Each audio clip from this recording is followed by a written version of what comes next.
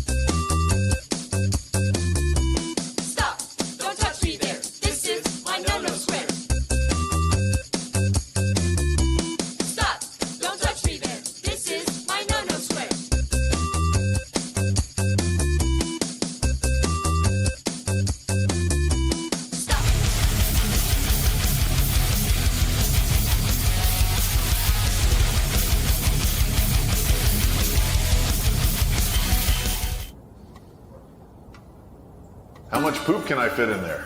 Mass times volume divided by shape. C volume and shape, size and mass. Did you eat corn last night? Cheese. It must contain cheese.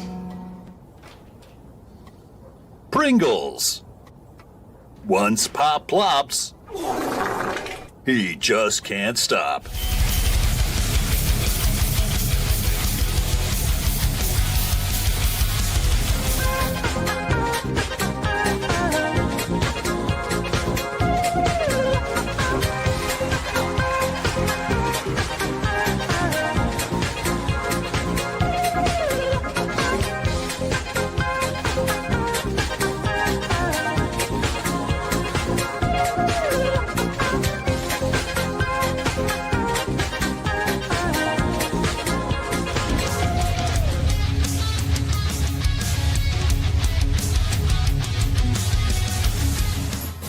Bolsheviks. No, don't say it. Bolsheviks. No, please stop. Bolsheviks. It's showtime. Bolsheviks, baby.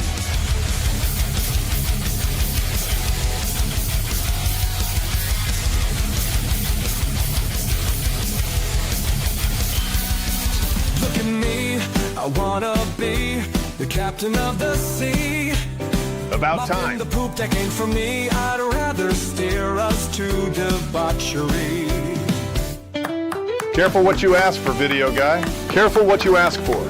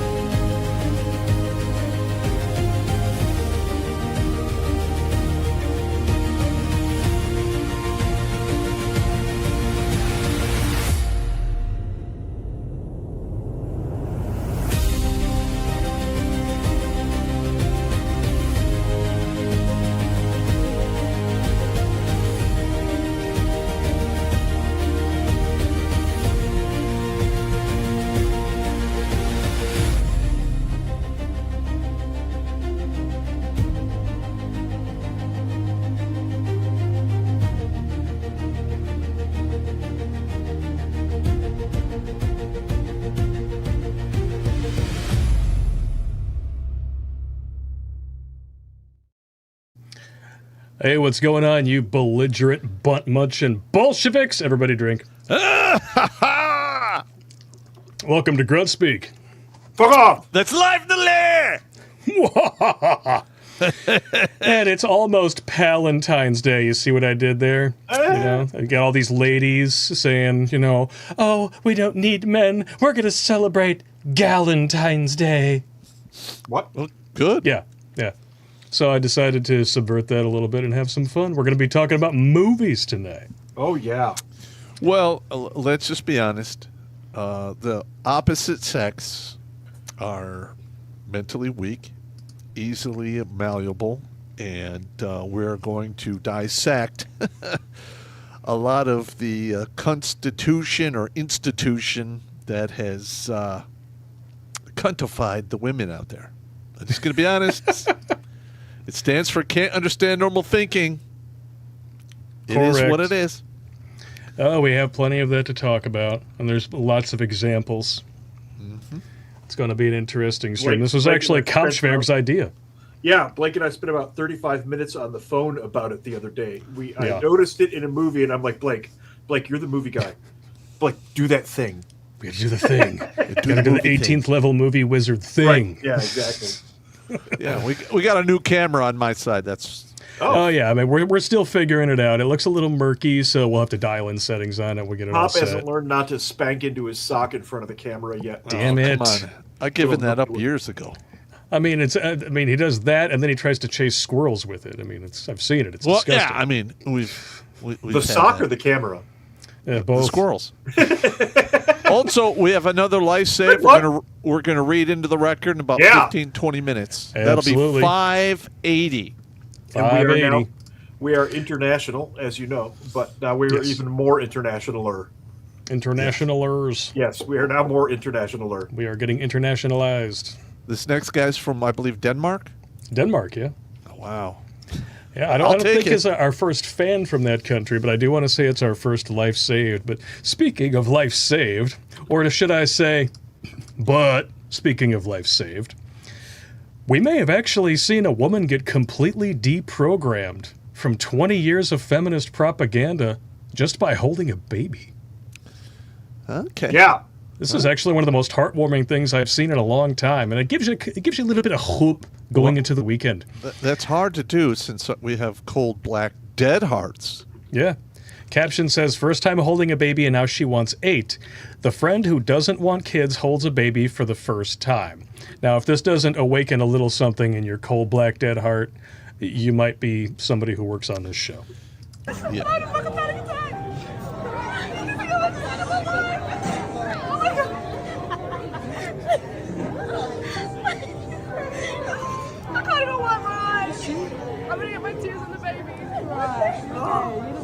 I can't look down. Look at her. What's her neck? She's so cute. Why so open? Oh my god, I need to have a kid. I need to have it. Oh my god.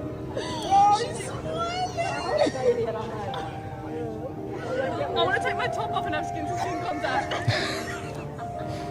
Is that just for the baby, or? I don't know. No, that's really a thing. The skin-to-skin contact is big time. Yeah, absolutely. Yeah, it was great watching. You could see the little blue-haired gremlins in her head running around in her brain, going "No!" as all the wires cooked off and recircuited. You're not supposed to want this. It's oppression.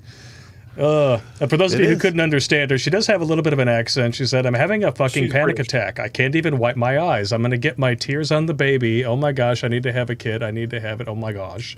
Nervous system overloads. And my favorite part, I want to take my top off and have skin-to-skin contact. Again, I'm wondering if that's an open invitation. Things happen, man. I don't know. Things do happen. I will say, at least she doesn't have no septum ring detected. That's a plus. And she doesn't have unnaturally colored hair. Or the chest tattoo, or the biker sleeves. Yeah. Unless she's got the chest tattoo that's underneath the boobies, that's like the new tramp stamp. It does happen. Yeah. A little tattoo around the boobies is not a big deal. Yeah, but if it's the full chest thing, I mean, get out here. Done. The Ornpay star that I went on a date with had a full anatomic heart tattooed in between her breasts. Of course. As if I mean, I already wasn't taking her seriously as anything more than, okay, maybe I'll get to play with your boobs and get a cup of coffee. But then when she told me what she did for a living, I was like, okay, exit stage left. Here we go. We're done here.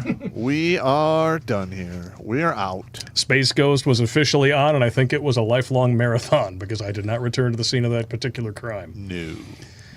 It's bad news bears, baby. Bad news bears. Because if I had continued, I would have been retarded. And you know what that means. It's time for everybody's favorite game. Here we go. Retard and Retard Thunder!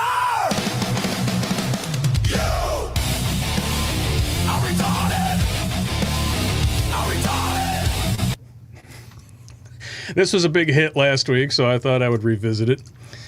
If you thought vaccine passports were a great idea, but asking to see your ID is voter suppression, you might be a retard. If you think math is racist, but black people can't be, you might be a retard. If you've ever unironically used the phrase emotional labor, you might be a retard. No, you are a retard. Yes. If you think men will fuck anything that moves, but women are still somehow held to impossible beauty standards, you might be a retard. That's so true. If you think climate change is settled science, but biological sex is a social construct, you might be a retard. If you think being referred to as your biological sex is genocide, but sterilizing children is not, you might be a retard. If you've ever worn a shirt that says the future is female, you are a retard. Or the force is female. We'll yes, that one's just as bad. I'd like to throw one in here. If you think nobody is illegal on stolen land, but you're manning a checkpoint in downtown Minneapolis, you might be a retard. If you cheating on your boyfriend doesn't count because it was 5 years ago, but still think white people should pay reparations for slavery that happened 160 years ago, you might be a retard. If you actually think January 6th was an insurrection, you might be a retard. If you think it's bigotry to not let the 200-pound man with fake tits beat the shit out of a woman half his size, you might be a retard. Wow. If the movie Kindergarten Cop offends you because boys have a penis, girls have a vagina, you might be a retard. You're definitely a retard. Mm-hmm. If you think children can consent to puberty blockers and mutilation but not a tattoo, you might be a retard. And still want them to vote. Yes. There you go. If you think counting only legal citizens in the census is rigging the midterms, you might be a retard. If you think doxing Antifa terrorists is criminally white supreme pizza, but posting the home address of libs of TikTok was just fine, you might be a retard. Yep. If you believe that Obama's not in the Epstein files because a meme told you so, you might be a retard. If you think doing housework for a man who pays for the mortgage and utilities constitutes unpaid labor, you might be a retard. And my personal favorite, if your favorite First Lady of the United States had a dick, you might be a retard. Thank you very much. That was You Might Be a Retard If. Retarded Retard Thunder! I like this. You are retarded! I like it. I enjoy writing those. Hope everybody likes those. We got Mando says, rip off the bandage and summon the conflict hobbit Bolshevik. We already did that one. I've been downgraded to a congressional. And 68 Barracuda wants to rip off the bandage and play Itty Bitty Titty Hillary. Wax it off at the trailer park. Wax it on, wax it off at the trailer park, baby. Oh yeah, yeah, yeah. Just that face. I just hate that face. The worst part of that right there is that is only 12 beers away from a really bad decision. That's right. I'm not going to say you're wrong. Yep. I don't know what it is, man, but I'm telling you, an $8 sundress can cost you 18 years of child support. Yes, Catch you on the wrong day. Yep. Oh, fuck yeah. 68 Barracuda. I would argue that they are more easily led as a survival trait. It helps when you are compliant with the tribe that kidnapped you. Those who fought got killed and did not reproduce. Yeah. It's a valid point. Yeah. Mando says, Pop is fingering out his new camera. Should that be a no homo? I suppose. Homo! What are you going to do, man? Barracuda says, Chuck Schumer said January 6th was an erection. He's a homotard. You're not going to find any argument in this group, I'm telling you what. Homotard? That's actually a good one there. Homotard. We got ourselves our first Fitty from the Mungo Harry. Thank you very, very much. Gonna send you a thank you here. Thanks for your support. Now that the weather has broken and I can actually get to my goddamn garage, the beer will be underway here shortly. Excellent. Outstanding. All right, from the Bulwer Lytton 2012 Odious Outliers, her skin was like flocked wallpaper, and her eyes had seen better days. But when her bloodless lips murmured, "Hi, sailor," my heart melted from the inside out like one of those chocolate-covered ice cream bars on a summer day that runs down your arm and gets all over your new shirt. Uh-huh. That's not the only thing that can run off your arm and get down your new shirt in the summer day. Say that. I'm just saying. Senior Airman Fitzwell sent in some new tarot cards. Yes, he did, and we absolutely have them on standby. Here we go. Right. We got the Dwarfsicle. Hey! That's what that was all about. Okay. That's why he couldn't get out to the garage to check on the beer. That's right. First time on the stream, Jimmy. There he is. It is fucking accurate. These we need to print these. I want a deck of these. This is good stuff. These are great. Snot Pocket. That's it's like a dumpling, and if you've seen the movie Dumplings from China, it means even more to you. SSR Eyes, yes, and she's got the CCP manual right there. Perfect. Very well. The Melon Ball. Hey! Smells like genocide in here. Oh boy. Oh my god. That was hilarious. Wash your pussy in the sink. Fantastic. Excellent. Zinc noodles. Oh. Don't forget the placenta sauce. Oh my god. I know, it's terrible. But we don't have to dwell on it for too long. All right, now she is wearing pants. I know that those are flesh colored. Okay, don't ding me, YouTube. Okay, those are pants. I promise. I don't lie. Yeah. Rad bastards. All right, it is 8:13, and I'm gonna double check here. I don't think we do have a couple of YouTube chats. Star these out here. What do we got here from Skyrim? $10. God bless you guys. Valentine's Day is nothing but a sham. So true. It's a Hallmark holiday, bro. They pretty much all are. It really is, though. Go buy stuff. If you want to know what most holidays are about, go buy stuff covers most of them. Yes. Just my opinion. I could be wrong. Christian Patton. Pop, what's your favorite war movie if you had to watch one? Oh my lord. It's got to be Apocalypse Now. You wore that tape out. I'd have to go with Apocalypse Now. And then Patton is a close second. Bridge on the River Kwai. That was a good one too, but I think Patton was better. Damn good one, yeah. I watched Kelly's Heroes for the first time on stream last year. That's a great one. I really enjoyed the hell out of it. Watched it twice. I love that one too. Freaking standing. My problem with Apocalypse Now is it makes me want to do things. Yeah. I want to go fuck some shit up. I don't know why. I'm just watching this movie. Yeah, next thing I know, my fists are itching. And the only person there's my fucking wife. I can't hit her. Go catch a charge. Suddenly my neighbor's calling the county sheriff because there's eyes in his tree line. Nice.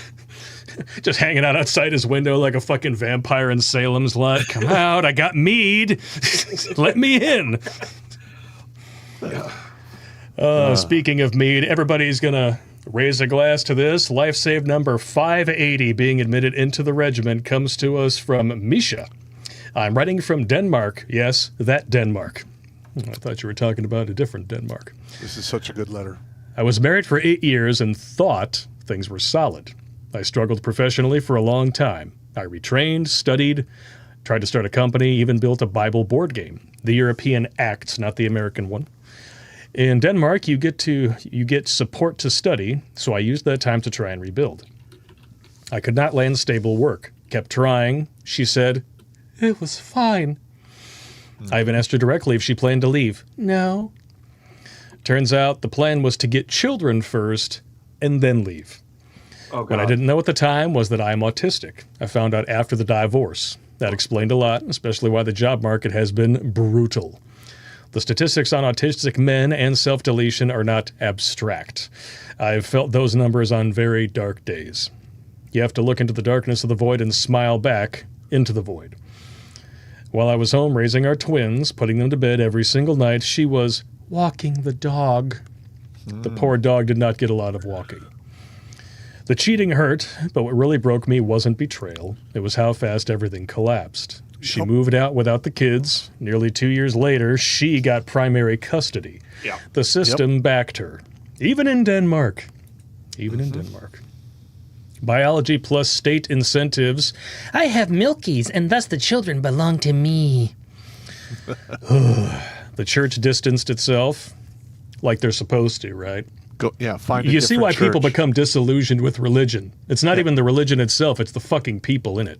Yeah, you need to like find another church. Yeah. Community vanished. The family chose her side. I did not see that coming. Neither did you, if I remember correctly, Poston. Yeah, that actually happened to me too. Yeah. Women are really good at that. That was an eye-opener.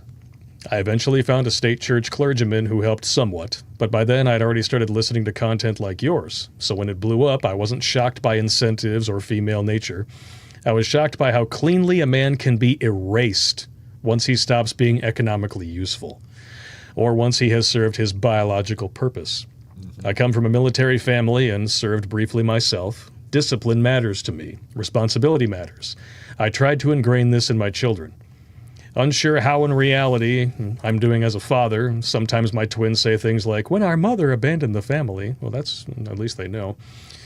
One of them prefers to stay with me, as then I can go and get play dates and go to my hobby. She is 7. Okay. Being a stay-at-home father was one of the best periods of my life. I wanted to build something real, something different than my own childhood. At the very least, my twins are wanted and loved. So they have that. My twins will never find a letter where I blame my own mother for not doing infanticide. That sounds really fucking twisted That's all by bad. itself. Today I have a strong bond with my twins. My custody split is 5-9 right now. I am pushing, administratively and legally, to improve it. Your focus on administrative violence helped me approach it strategically instead of emotionally. Glorious. Yeah. I won't pretend I didn't go through anger. Everyone No, knows. we all do. Yeah, it's totally normal. I lived on spite for a while, and still, but I'm still here. You have been a great help, and without your content, it would have been a very different reality. Your channel, it reminded me that I wasn't uniquely broken, just another man who ran into modern incentives head-on and survived, at least so far. So this is just to say, your work reached Denmark, and it kept someone in the fight. I wanted to pitch in, but being broke is hard. However, on your shoestring budget, I can share my side and testify that what you're doing is helping. It also helped me in getting my focus on something else, so in my spare time, I am designing a different kind of government structure. Signed, Misha from Denmark. Fuck yeah, Yes. man. Holy Welcome shit. to the regiment, man. Welcome to the regiment, number Send him his number. 580. Damn, that's awesome. Welcome Holy to the shit. regiment. 580 Let's men. save number 5. And one woman. 80. One woman. And Hey, one Sam. woman, yeah. Yep. I'm going to send you your hoodie, Sam, I promise. She requested a suck-a-dick hoodie. All right. I don't know what she's going to do with it. Perhaps And wear it I'll to a reimburse library. you for it too, so don't worry about it. It's all good. Yeah, but where do you wear that, though? I always wondered. Wear it to the Sam will bar. just wear it. Sam has that personality. People go, "What is that?" She'll be like, It's "Wow." awesome. I'd love to see a woman walking into the OBGYN. Suck a dick written on the chest. It's fantastic. Yeah, yep. Wonder why you're here. Everyone knows out there in YouTube land, YouTube land. I am now drafting a letter to send directly to Trump in regards to what we're doing here and all the lives we've saved. Yep. And I am going to put copies of all of the emails that we've received over, the years in there. So they know we're not fucking around and I'm not lying to anybody. Yeah. No lies detected. Boom. All right. It's a good time here. We got a couple more chats here over on the YouTubies. What do we got here? From Luis Pagan Ponce. Pop, I am watching all of your old videos. Love the content. Please explain what the hell does space ghost mean? I have no clue. We even did a That gets video on asked. this. That gets asked. All right. So first of all, that was the last cartoon I was watching before I discovered titties. Yeah. Period. And then it was all over. It was all over from there. Once you discover titties as a man, it basically over. dominates your life until the age of 34. I was like 11. Yeah, I was about 11 when I started noticing titties. No, it was a girl that lived down the block, and she was gone for the summer because her father lived down the block, and they were divorced. There you go. Don't forget to change it. And then school started. Wait, why'd you take it down? She shows up one weekend, and we're watching Space Ghost. And I answered the door, and then she had this huge rack, and I was like, and that was it. It ruined it for me, man. Ruined it! I lost Space Ghost. So is that where this is the Redonkulas wall of lives. The CIA has their wall of people that they killed. We have our wall of people that we have saved. 579, and Misha, here's you. This is 580. Yes. Right there. Fuck you. Love it. Welcome to the wall, man. The wall, the good wall. The good wall. This is the good wall. This is the good wall. No, we're not talking about the wall that women think they can vault over and start hitting on red pill rhino in their 50s. Okay, those ladies got Walzheimer's. Right? They have forgotten that they're not hot anymore. Men can do this too. There are men out there who think that with enough money they could just vault over it and go on forever. Those dudes got Balzheimer's. All right. Some guys occasionally can. It's very rare. You have to have the money. Rare. You have to have all of the money. You have to have all of the charisma, and you have to have all of the status. Or you just have to have somebody who's desperate enough or dumb enough, like was Anna Nicole Smith married a dude who was like in his 80s. Oh, it's true love. I'm sure his checkbook had nothing to do with it, baby. And she still died young. So what good did it do for her? Nothing. Heidi sent in a super sticker with $3. Thank you very much, Heidi. Thank you very much. Thank you. Super sticker. Now, as discussed, we already have talked about the fact that we're going to be discussing movies tonight. Whoop, I don't know why that one's up there. This keeps fucking up, man. It keeps fucking me up. I'm trying to bring this up here. Well, the first one that we're going to be talking about, of course, is... Why is it not... Now it's not working at all. This is Jenai. Why is it all fucked up? What? I don't know. It's all fucked up. It's like it literally was not doing anything that I wanted to do. We're talking about Forrest Gump. Budget. Yes, shoestring budget for a particular reason, and that reason should be pretty damn obvious to anyone who has ever watched the movie. And we was always together. Jenny, and Jenny, Jenny, Jenny, Jenny, Jenny, Jenny, Jenny, Jenny, Jenny, Jenny, Jenny, Jenny, Jenny, Jenny, Jenny, Jenny, Jenny, Jenny, Jenny's, Jenny, Jenny, Jenny, Jenny, Jenny, Jenny, Jenny, Jenny, Jenny, Jenny. Yeah, there you go. There's a special class of movies out there. Yes. Of where the villain is such a good villain that even the people making the movie don't realize that they're the villain. Right. And I think Forrest Gump is a really great example of that. Yes. Yeah, I remember when that movie came out, and the girl I was dating at the time, I was like, she's such a fucking whore cunt. I can't believe how horrible this was. She goes, well, he was retarded. I'm like, that she kept talking to him. She took his fucking money. She had his kid, hid the kid from him. He ran across the country twice. I mean, get the fuck out of here. And this is just where it starts. We're specifically talking about movies that have essentially brainwashed the collective population to do a few things. And Forrest Gump, right off the bat, is, well, you're just supposed to forgive and love and bless any woman who treats you like shit because she's got trauma. Yeah. Trauma. Look, we all have trauma. Just get the hell out of here with that bullshit. Yeah. We do. We all have issues. You were saying, I think the very first hate mail episode we ever did, one of them was, you've got issues. And you're like, look, if you have been circling the sun for 3+ decades, everyone's got issues. So shut your hole. You are going to get beat down by Murphy in some way, shape, or form. Mm-hmm. I'm sorry. That's just the way it is. It always blows my mind when I rewatch that movie, because that movie is not great because of Jenny. It is great in spite of Jenny. Yep. And of course, when she's young, and she's running away with Forrest through the field away from her abusive dad, of course you feel for her then. But then she grows up, and what does she do? First thing out the bat, starts stripping, like you do. Okay, and then at one point he comes back, the big Washington Monument scene that was the first example of digital crowd expansion. Yeah. Jenny, she's hanging out with the Black Panthers. Uh-huh. And among them, she's dating a dude who slaps her around. So there's more of that. And then finally shows up, finally breaks off a piece for Forrest, unprotected, of course. Uh-huh. And this is the part that always sticks in my craw. She leaves immediately the following morning, and then he goes on his run that must have lasted 4 years, something like that. Because by the time he shows up and goes to see her, she's given birth to the little boy who sees dead people. Haley Joel Osment eventually became the Sixth Sense kid. And he's 4 years old. Yeah, he's like 4 or 5 years old at least, because he's being put on a bus to go to school. Yep. Yeah. But she dies of AIDS, right? Yeah. Well, if she had unprotected sex with Forrest and he's fine, that means that after she had the baby, she was still fucking around. Yep. Correct. But we're supposed to love and forgive her and feel so happy for her when they finally get married. I can't. I just can't. No, I'm done. Trauma is not an excuse for treachery. No, but it is a plot. Mm-hmm. Yep. You know, it is a plot.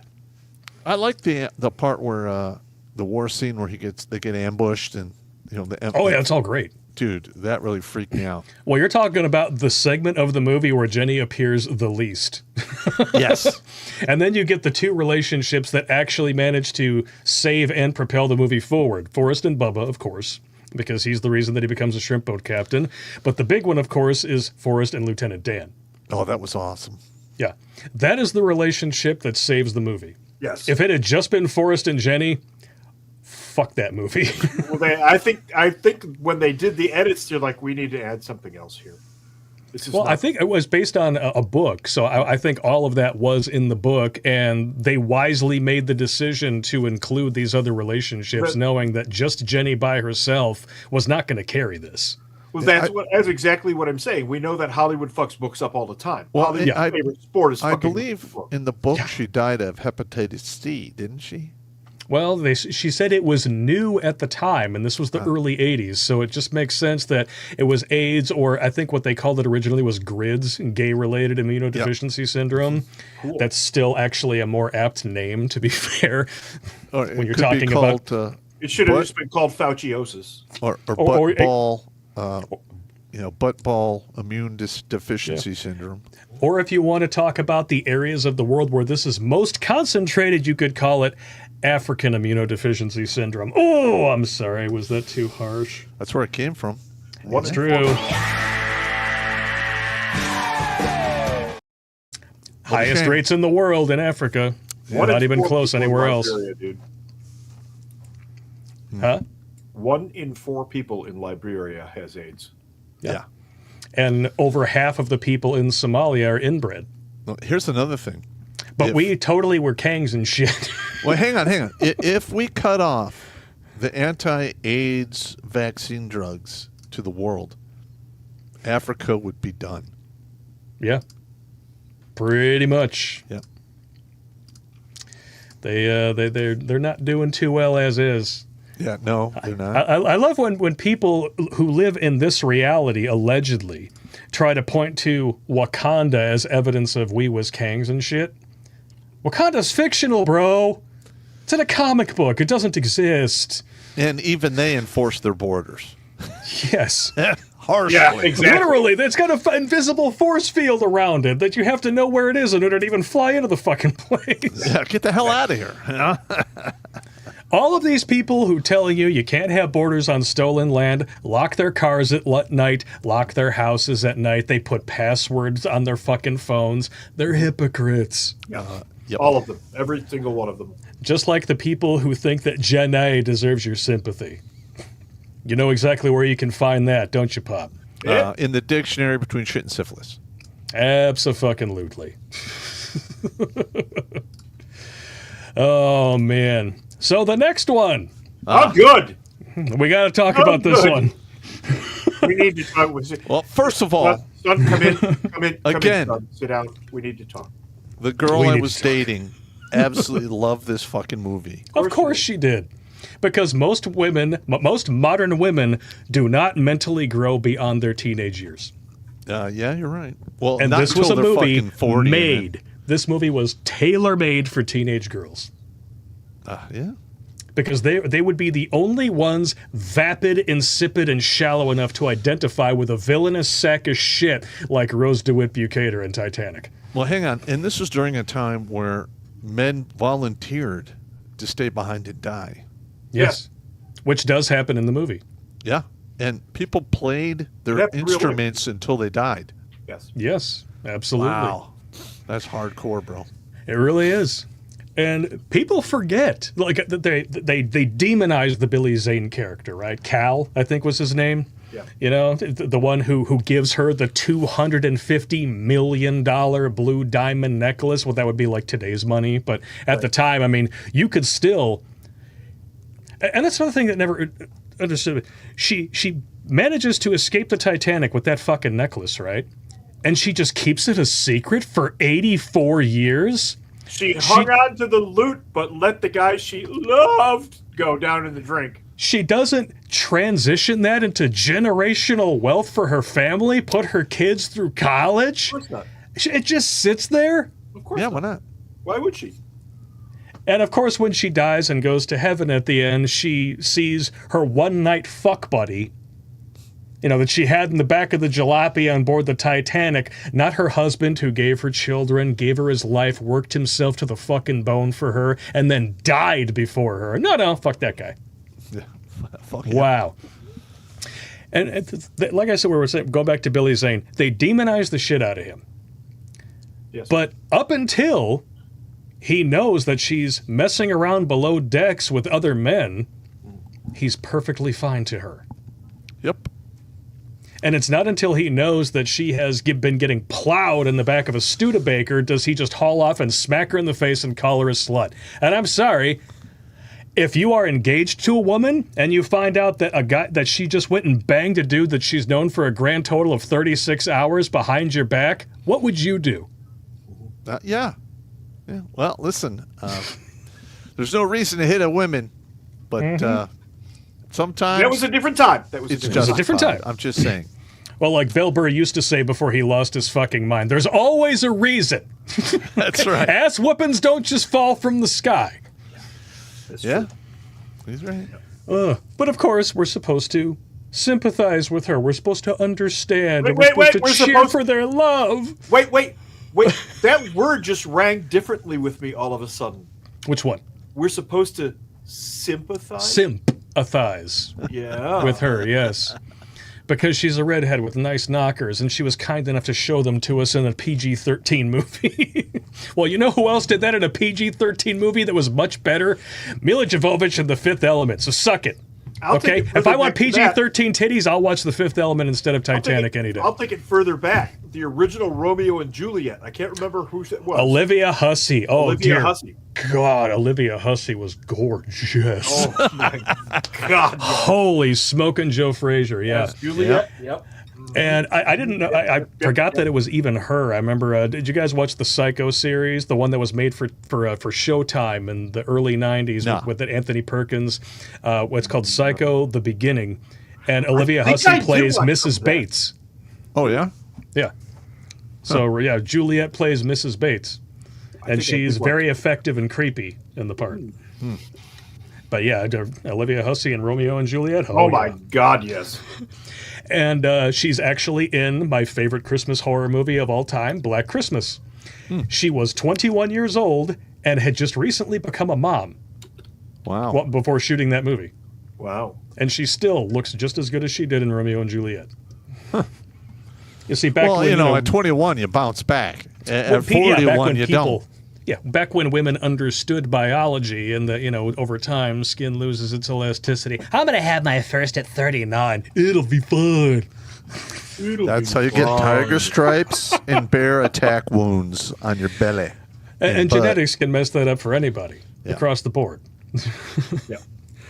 Oh, let's see. Titanic. So Rose, let's see. She tries to off herself, right? That's how she meets Leo in the movie. She's going to jump off the back of the Titanic because her life is so hard, you know. She's just been given, you know, an extraordinarily rare piece of jewelry worth untold millions of dollars. She's on the maiden voyage of the biggest, you know, most luxurious ship in the world. Yes. But she doesn't love him. So that's worth ending it all. Right. Blake, I'd like to show the audience what they're in for if they go watch the original Romeo and Juliet. I'd like to share Olivia Hussey with them. Oh, for the love of God, dude. There you go. And I kept it clean. There's better photos. There's definitely better photos. But this is Olivia Hussey in Romeo and Juliet. So yeah. You might want to consider watching Romeo and Juliet. Yes, very much so. Oh, man. Yeah. I will say that there is one line from Titanic that I wholeheartedly agree with. You're so stupid. Why'd you do that, huh? You're so stupid, Rose. See, that's the line that I agree with. That's it. Yep. You're so stupid, That's the Rose. whole movie right there, though. In that 2.3 seconds. Pretty much. That's the whole movie. But back in the day, that dude could have got his ass fucking beat into a coma. Oh, yeah. And the other dude in first class would have got a total pass. Mm-hmm. They could have thrown him overboard. Yeah. Just without a doubt. I don't know what happened to him. He's gone. Yeah, he was in steerage, man. He was cargo. Now, does Cal take it a little too far when he finds them kissing and then takes the gun off of, you know, his family's bodyguard and starts chasing him around the boat? Yeah, that's bad form. Okay? But at the same time, your betrothed is boinking the peasant class under your nose. I've done enough reading about that era because I'm that geek with books. What actually could have happened is Cal could have had him seized, and they could have taken him somewhere out of sight of the rest of the passengers and tossed him overboard. Because Cal was first class and DiCaprio was steerage. He wouldn't have had to chase him around with a gun, is what I'm getting at. He had to grab that man, bring him with me. Yep, grab him. Eventually, he does have him placed under arrest, and he's handcuffed as the boat is sinking, and they go and get him out. But the funny thing is, that's not even the worst part. I mean, the love story for this film is quite atrocious. Yeah. But the worst part is the fact that Bill Paxton, he's the bookend character, the one who gets the story going.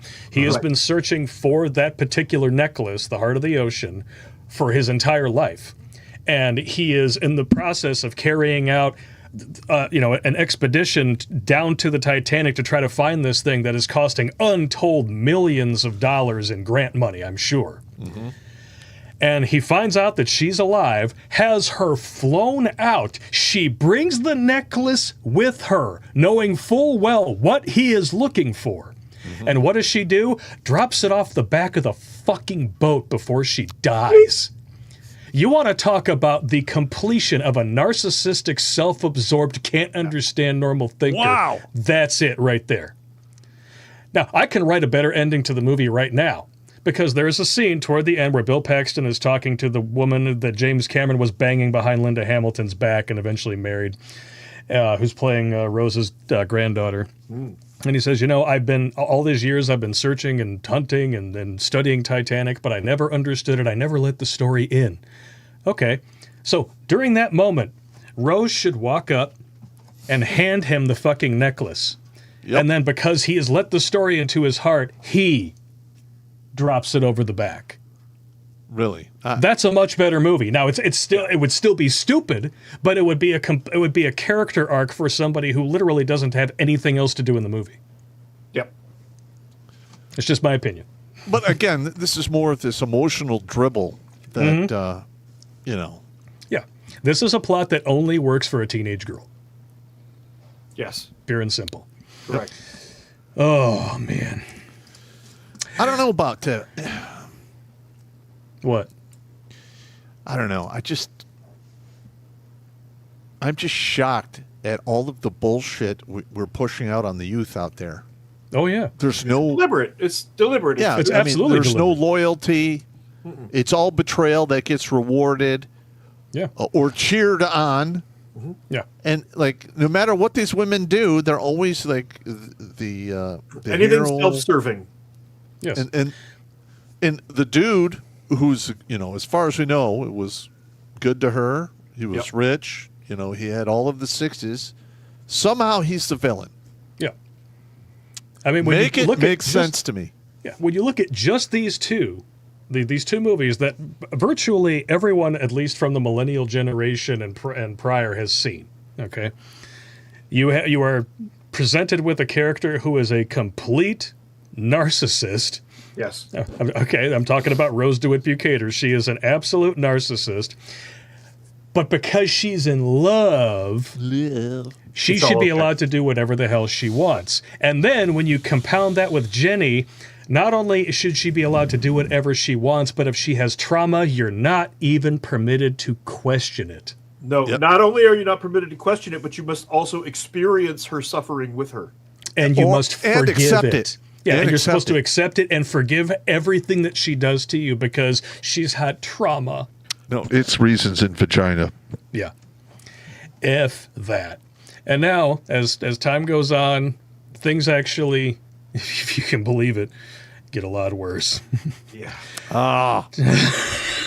I hated these movies. How many of them were there? Like 7? 5. 5. Too many. Oh. I'm not even going to show you clips from Twilight because I don't hate you guys. But this is like everything from Forrest Gump and Titanic amplified to 11. Now, what year did the first one come out?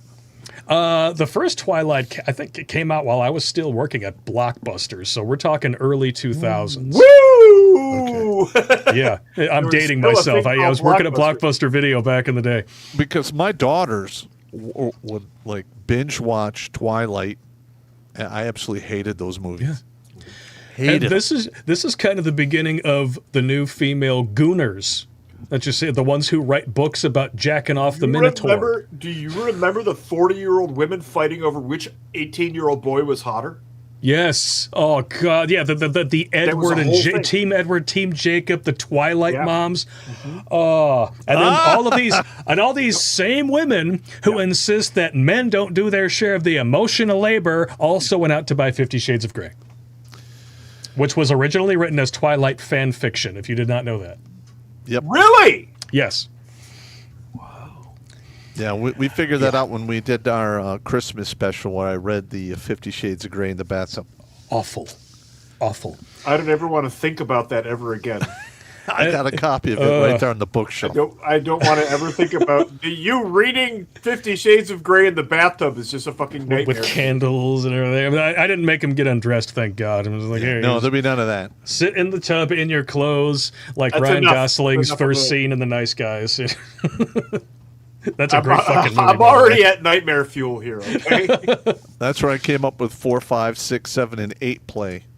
Well, Nightmare Fuel is Twilight to a T, and that's why we called this stream Necromantic, because, let's be honest, this is about a teenage girl who gives up everything, lies to her father, treats her family like shit, and pits 2 entire civilizations of supernatural beings against each other because she wants to fuck a vampire. That's it. She's not in love. She doesn't have anything important to say. There's no big decision or anything like that. She just wants to fuck a vampire. She wants to be immortal. And this is a trend that goes all the way back to the 80s and the Highlander movies. You know, Christopher Lambert with that gravelly voice comes in, I am immortal. And then he just goes, oh. That's all it takes. In the second movie, especially, like Virginia Madsen meets him for the first time. He's like an octogenarian. But then, you know, he somehow manages to outfight the 2 yahoos from the planet Zeist, squishes one of their heads off. You know, the fuel tanker with lips painted on it explodes, and he comes walking out of the flames as a 30-year-old man again. And then what happens right after that fight? Right up against the dumpster. Literally right next to the dumb dumpster in the alley where he just beheaded these 2 assholes. He's boinking Virginia Madsen, and it takes him all of 10 seconds to finish. Well, I mean, he probably had quite the dry spell because he was an octogenarian. That's a very true story, yes. Oh, my God. Welcome to the party, Jimmy. Hey, Jimmy! Tell us how you really feel there, Blake. You walked right into it, man. You walked right into it. I'm in my element, dude. I'm in my element. We're talking movies. We're having a good time.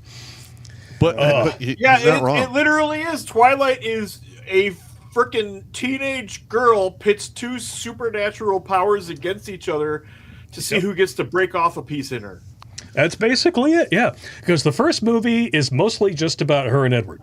The second one, he knows that it's wrong because he's like hundreds of years old. I mean, this is an Epstein wet dream.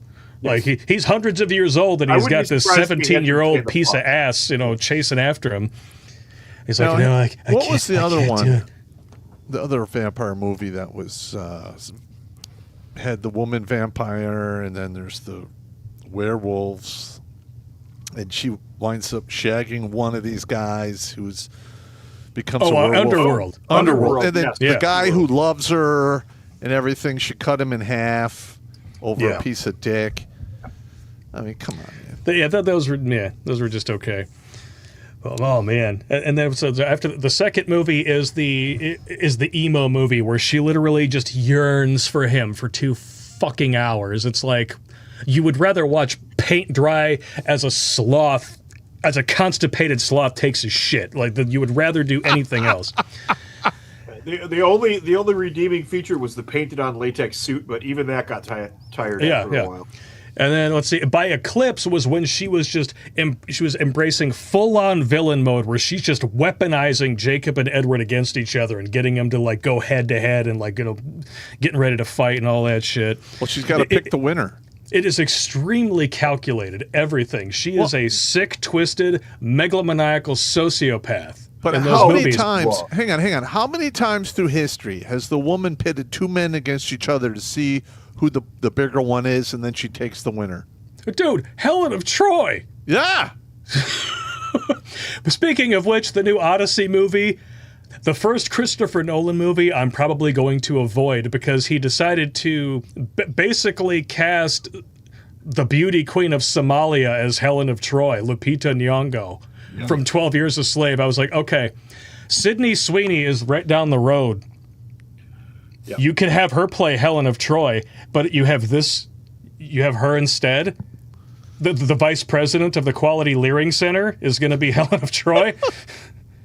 Are you fucking kidding me? Yeah, I'm not. I thought Christopher Nolan was above this woke bullshit. I'm pretty much done watching anything that Hollywood makes now. Yeah. She probably heard the story. Oh, there's a horse involved? Yeah, you're going to convince me that Lupita Nyong'o, is the face that launched 1,000 ships. Somebody in the comments said she's Helen of Detroit. Helen of Detroit, that absolutely makes sense. Yeah, she launched 1,000 ships, but they're all going the other way now. The face that launched 1,000 shits. Yeah. Oh, yeah. I just don't understand it. But I understand Twilight even less. I'm going to be honest. Well, here's the thing: is we're trying to understand women's nature. Yeah. All right. Women understand women, and they hate each other. Yes, absolutely. Al Bundy said it best. Yes. Yeah. And women understand women, and they hate each other. This is how I say it: you can understand women, or you can love women, but you can't do both. And to do both is rare. Yeah, you can't really. Once you understand how they operate, well, what you need is a woman who understands other women and doesn't want to be like that. But here's the thing: is once you understand how women are, it's really hard to invest in that level. Yeah, you're like, I understand how you operate. I am not going all in on you, bitch. Yeah. Fuck that. Any woman who reads these Twilight books, watches these movies, seeing these movies on a woman's shelf is as good as finding head meds in her medicine cabinet. Run. All right? Because if she can watch these movies unironically and not see that Bella is a treacherous twunt, that is not the woman for you. That's fantastic. Just stay away. Keep away. Run as fast and as far as possible, even if you're a werewolf or a vampire, especially if you're a werewolf or a vampire. Which actually brings me to the last two movies. Probably getting mortal AIDS from the bitch. Now, what's hilarious about the vampire lore in Twilight is that it goes completely against everything that we know about vampires. They don't die in the sunlight. Instead, they sparkle. Like a disco ball in a nice suit. It's stupid. And then, after Bella is turned into a vampire, now you're talking about the last movie in the franchise, which, by the way, is the best turkey since Thanksgiving, and it's all due to Michael Sheen. Watch the last movie just for Michael Sheen. You will laugh so fucking hard you will cry.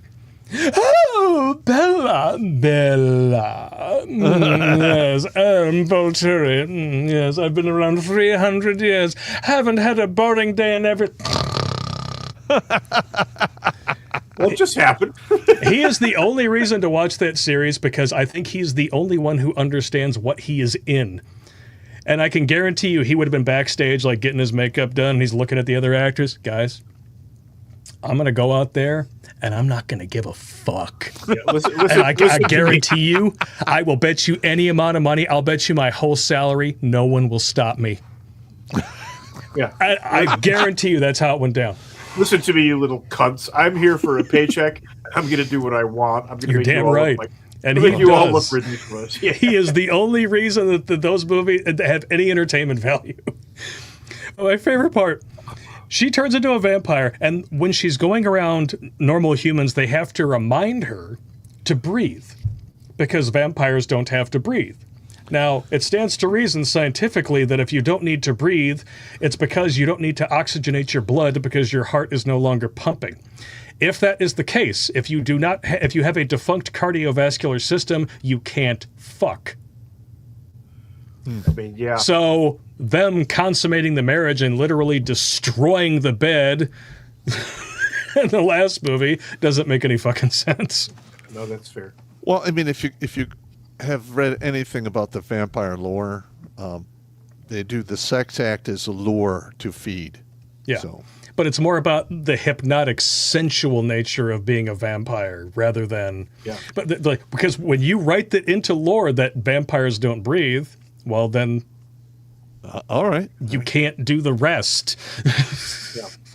Yeah. I get it. There's no shooting that vampiric load. So what he's doing here is he's ripping apart that movie the same way I rip apart movies because of tactics, weapon use, and explosives and stuff. Yeah. It's like you're watching Edward plow Bella in this bed and then afterwards she's like, oh, I bet nobody's ever had it as good as I have. I'm like, well, one, you're a virgin. Second of all, if that were a robbery, it would have been a holdup, not a stick-up.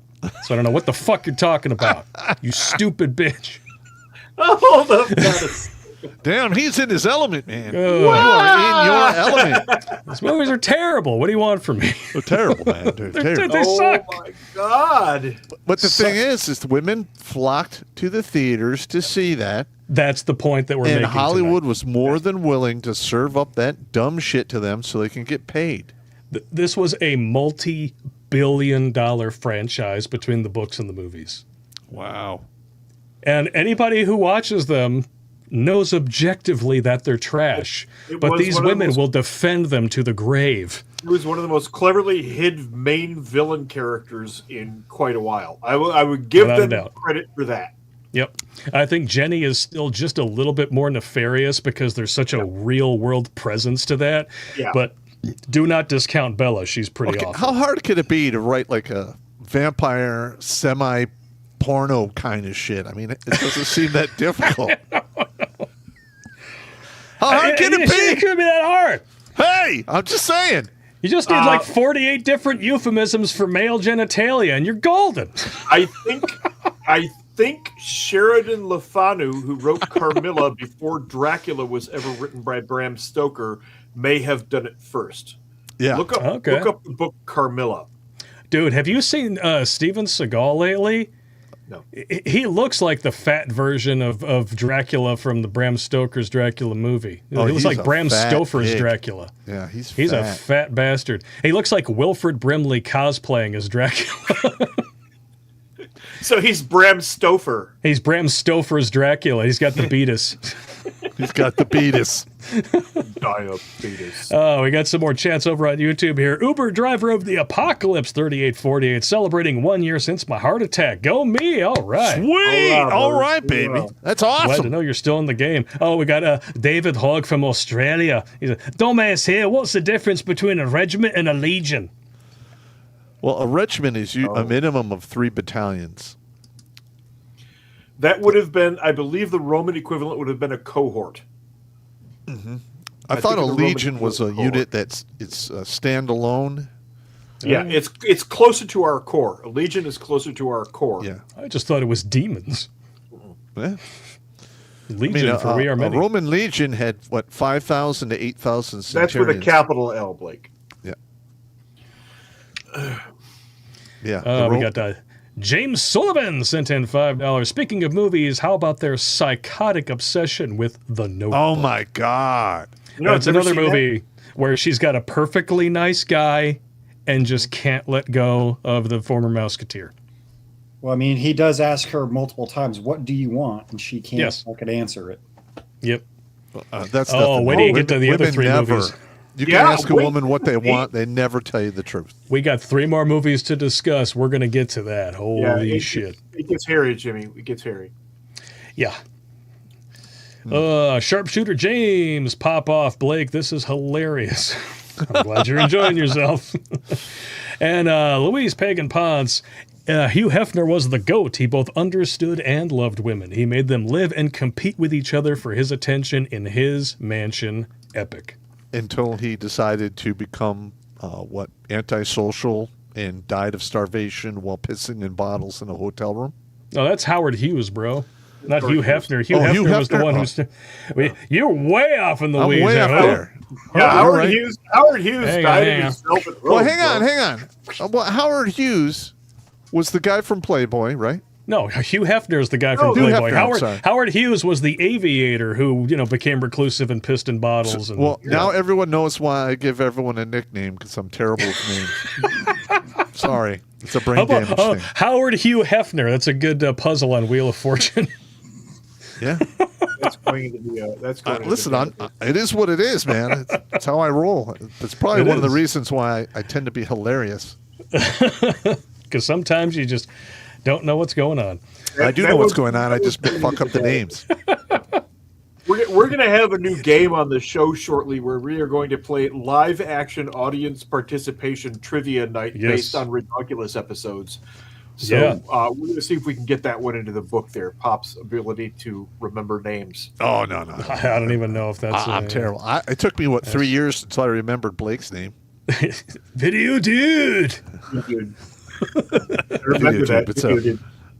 I've got a video dude. That's how I was first introduced to your existence. I've got a video dude. Yes, that's correct, yes.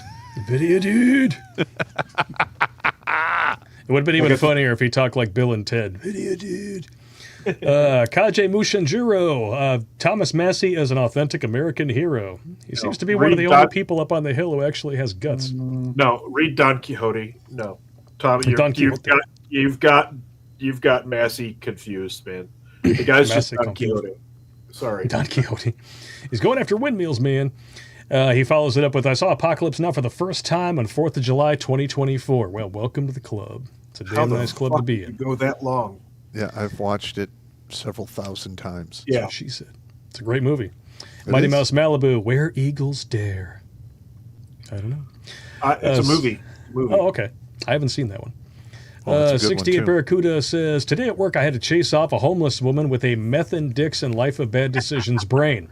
Her worldly belongings were a moving box of sticks and her clothing.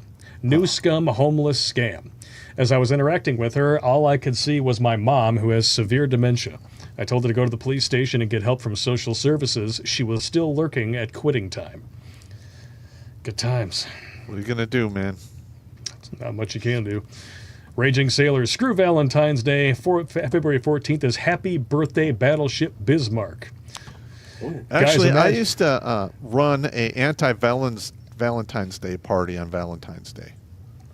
Nothing wrong with that. Yeah, like Wild Woodies in Royal Oak, we rented out a whole floor. I had like 150 people there and shit. Oh, no shit. Yeah. Hey, Woodies is a fun bar, man. Or at least I don't think it exists anymore, but I don't even think it's still there. Woodies is gone. I think it's a Hopcat now. Whatever. Raging Sailor, screw Valentine's Day, and then he wraps it up with, guys, imagine the carnage the Bismarck and Tirpitz could have done if they had linked up in the Atlantic. Right. Oh, yeah. We're big fans of destruction. Barracuda says, what the fuck is wrong with you, Cap Taint? I'm 54 and I'm still hypnotized by boobs. Well, so am I. You know, my wife is halfway through the alphabet, right?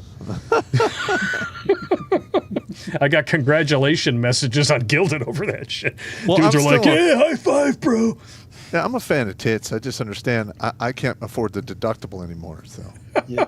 No, I get it. I married a Betty Page lookalike, so. Well, you have a nothing wrong with that. A boob collision, that deductible can bankrupt you now. Yeah. Titties, the world's or nature's stress remover balls. Correct. Ironically, they are connected to the most stress-inducing thing on planet. Yep. You're not wrong. Not wrong at all. It is what it is. We got another chat from here requesting singing Talcum X Blake. Just got dark in here. Well, because people on Rumble already saw it. Actually, no, everybody already saw it during the countdown clock. But I guess he really, really wants to see it again. So I'll bring it up here. All right. There we go. Do it! It looks like Sean King, man. About time. The poop that came from me, I'd rather steer us to debauchery. Careful what you ask for, video guy. Careful what you ask for. I hate that one because of the horns. The horns. Yeah. I hate it. You could pull it off. 68 Barracuda, that homeless woman was most certainly Janae when she was young. Janae. Oh, here's an interesting one for Pop and I. Since you've both seen Babylon 5, this comes from Mando, this is a question that you both may have to think about. Who was the bigger simp? Marcus Cole or Lanier? Lanier. Not even a challenge. You don't have Lanier. to watch it, please. He was in the friend zone, voluntarily stayed there for years, never said a fucking word. Lanier. Yep. Lanier. Marcus at least got to break himself off a piece. Well, he died at the end, too. So. He did. Yeah, no, he died well. He died well, but he died basically a white knight. Yes. Yeah. But, he died for a good cause. But he died for the cause that he was training his whole life for. And so was Lanier. Lanier turned out to be a badass as well. Yeah. Like when Lanier hauled off, he did some good and you know killing. But you know how he became such a badass? He got out of the friend zone. He said, fuck this, I'm going to go do something else. Fuck this shit, I'm out. That's what happened. Oh, okay. Morgrad says, per the author of Forrest Gump, Jenny did die of Hep C. Okay, that makes sense. Okay. But why would they say in the movie that it was something new and different? Because Hep C wasn't new in the early 80s. Nope. Because they do that in the movies. They might have changed it to be AIDS in the movies then. So yeah, that does happen. Propaganda-syphilades with a C. Yes. Like even really good literary adaptations like the Harry Potter movies did make changes from the source material just to try to keep things a little fresh. Barracuda, hey Blake, what's the percentage of passengers on the cruise with anal-injected death sentence? AIDS, anal-injected death sentence, I like it. And monkeypox in their service dogs, 69%. Or 71. Or 71. It oscillates. Yeah. Great. It swings both ways between the two. What? That's anal-injected death sentence? Anal-injected death sentence, yeah. Never heard that one before. That's epic right there. I like that. That made the book, man. That's going in the book. That's in the book. Barracuda, Blake, women don't care about legacy unless they scissor in the back of their Subaru Legacy. Yeah, you're right. And you know what? At some point in the future, DNA is going to be mandatory for anyone put on the birth certificate, and they're going to be screwed. Yep. And then all these women, it's not fair. It's none of your business. You should believe me. Like, no. No. Nope, we don't believe you. Yep. Sorry. Yeah. If I'm not the only rooster in the hen house, we're getting a test. Barracuda, Blake, check out the 5-minute internet movie Titanic. It's great. I kept the link there. Anybody who's over in the chat's welcome to it. I will post it in the chat over on YouTube so everybody can watch it later on if you would like. Going into the chat over on Odyssey and, of course, MGTOW. Aita! Finish up these Rumble rants, and then we'll jump back into the movies here. New Vegas Badger. Women want only 2 things, everything and something else. That sounds about right there. Wow. Raging Sailor, 9/11 inspired the creation of My Chemical Romance. This inspired the author to write Twilight, and Twilight inspired 50 Shades of Grey. 9/11 is responsible for 50 Shades of Grey. Wow. Wow, I I can't even. Holy cow. Wow. Barracuda says, Van Helsing is a great vampire movie. Play Fat Elvis Pop Hog Rider. Of course. Yeah, Van Helsing's not bad. Oh, it's not too bad. Where's the Hog Rider? I know he's in here somewhere. Well, I like that one scene in Van Helsing where the monk is talking to that one lady and he like whispers. She's like, "How can I repay you?" Whispers in her ear, "You cannot do that. You're a monk." "Well, actually, I'm a friar." Yeah, and he well, goes there and you go. and he goes and knocks himself a piece off. Hey, good on you, man. Nothing wrong with that. Nothing wrong with that at all. All right, we're going to bring up the Hog Rider as requested. Sir, step down off the animal for me. Easy there, partner. She's house. It's still illegal to ride a pig on a public roadway. Gonna need ID. ID? I got one better. Whoa, hey. Hit it, pork chop. Sir. Hit it, pork chop. Hit it, pork chop. Some good stuff. Good stuff. Yeah. What do we got here? Mando. Scotty Thompson was the only reason that I sat through the movie Skyline. Scotty Thompson. I never even watched that movie. Didn't look Skyline. good to me. Isn't it a science fiction one? It is a science fiction one. I saw it when it first came out, and I have no real memory of it. It wasn't great, but it wasn't bad either. It was somewhere in the middle. So It reminded me a lot of Independence Day from the trailers, which is why I was like, I've kind of seen it. It's a bit well, it was kind of like Independence Day, except for the stealing of brains and shit. Brains. It was a more stylish Independence Day. Mm-hmm. Broken Pine, movie night, Apocalypse Now. I'd be down for that, but it is a longer movie, so we'd have to kind of kick that one off right away. If we do that. The good cut is 3 hours long too. Yep. Yeah, we can't do Berserker that. Brad says hepatitis C was discovered in 1989. Okay. Really? Yeah, I can't remember the exact the timeline in Forrest Gump is all messed up, so I'm not sure exactly what year it's supposed to end in. Okay, so I'd have hang to on a look that minute. up to see if that actually does line up. All right, I have to research that. I think Hep C was discovered earlier because they do have a vaccine for it, I believe. Possibly. Yeah. All right. Let's move on to the next movie. This is a tough one. Specifically because it is spectacularly well acted and well made. Like a lot of the movies that we're actually discussing today, with the exception of Twilight. Those movies just suck. But Revolutionary Road is extremely well acted. I've never seen this one. And it's made by one of the best living filmmakers, Sam Mendes, who made American Beauty, Road to Perdition, Jarhead, Skyfall, 1917, one of the best war films of all time, I think nobody would argue with at this point. No, I mean, 1917 was good, but it wasn't like the best. Well, I mean, for them to pull off what they did from a technical standpoint, making the entire film look like it was one continuous shot, is something literally no one had ever done before. No, that was really good. That was good. When the dude gets stabbed and you see him bleed out in real time and his skin getting paler and paler. That was harsh. That was a very harsh scene, yeah. And this is a very harsh movie. I had seen this one when it came out in theaters, and it's very rough.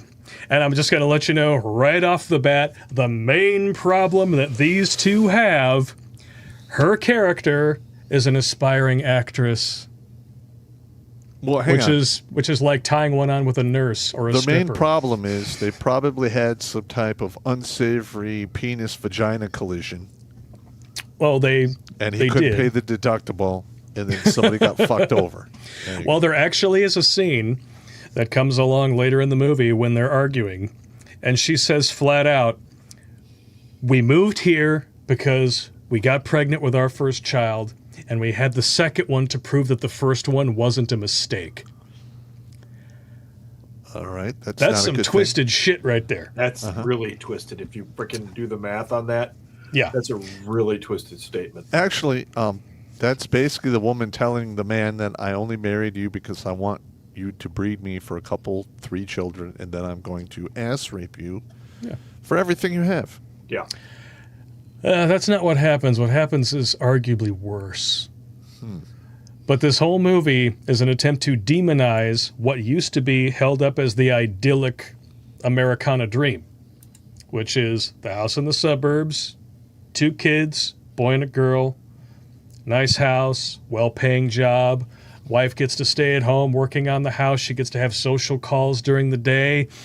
You know, he's taking care of everything, working his ass off. He literally takes a train back and forth to work because the commute is so long to a job that he hates just to provide for her and those kids. Is she grateful for it? No. No, she's not. Of course not. Why would she be? Yeah. Women have gratitude? No. You're a misogynist. Misogynist.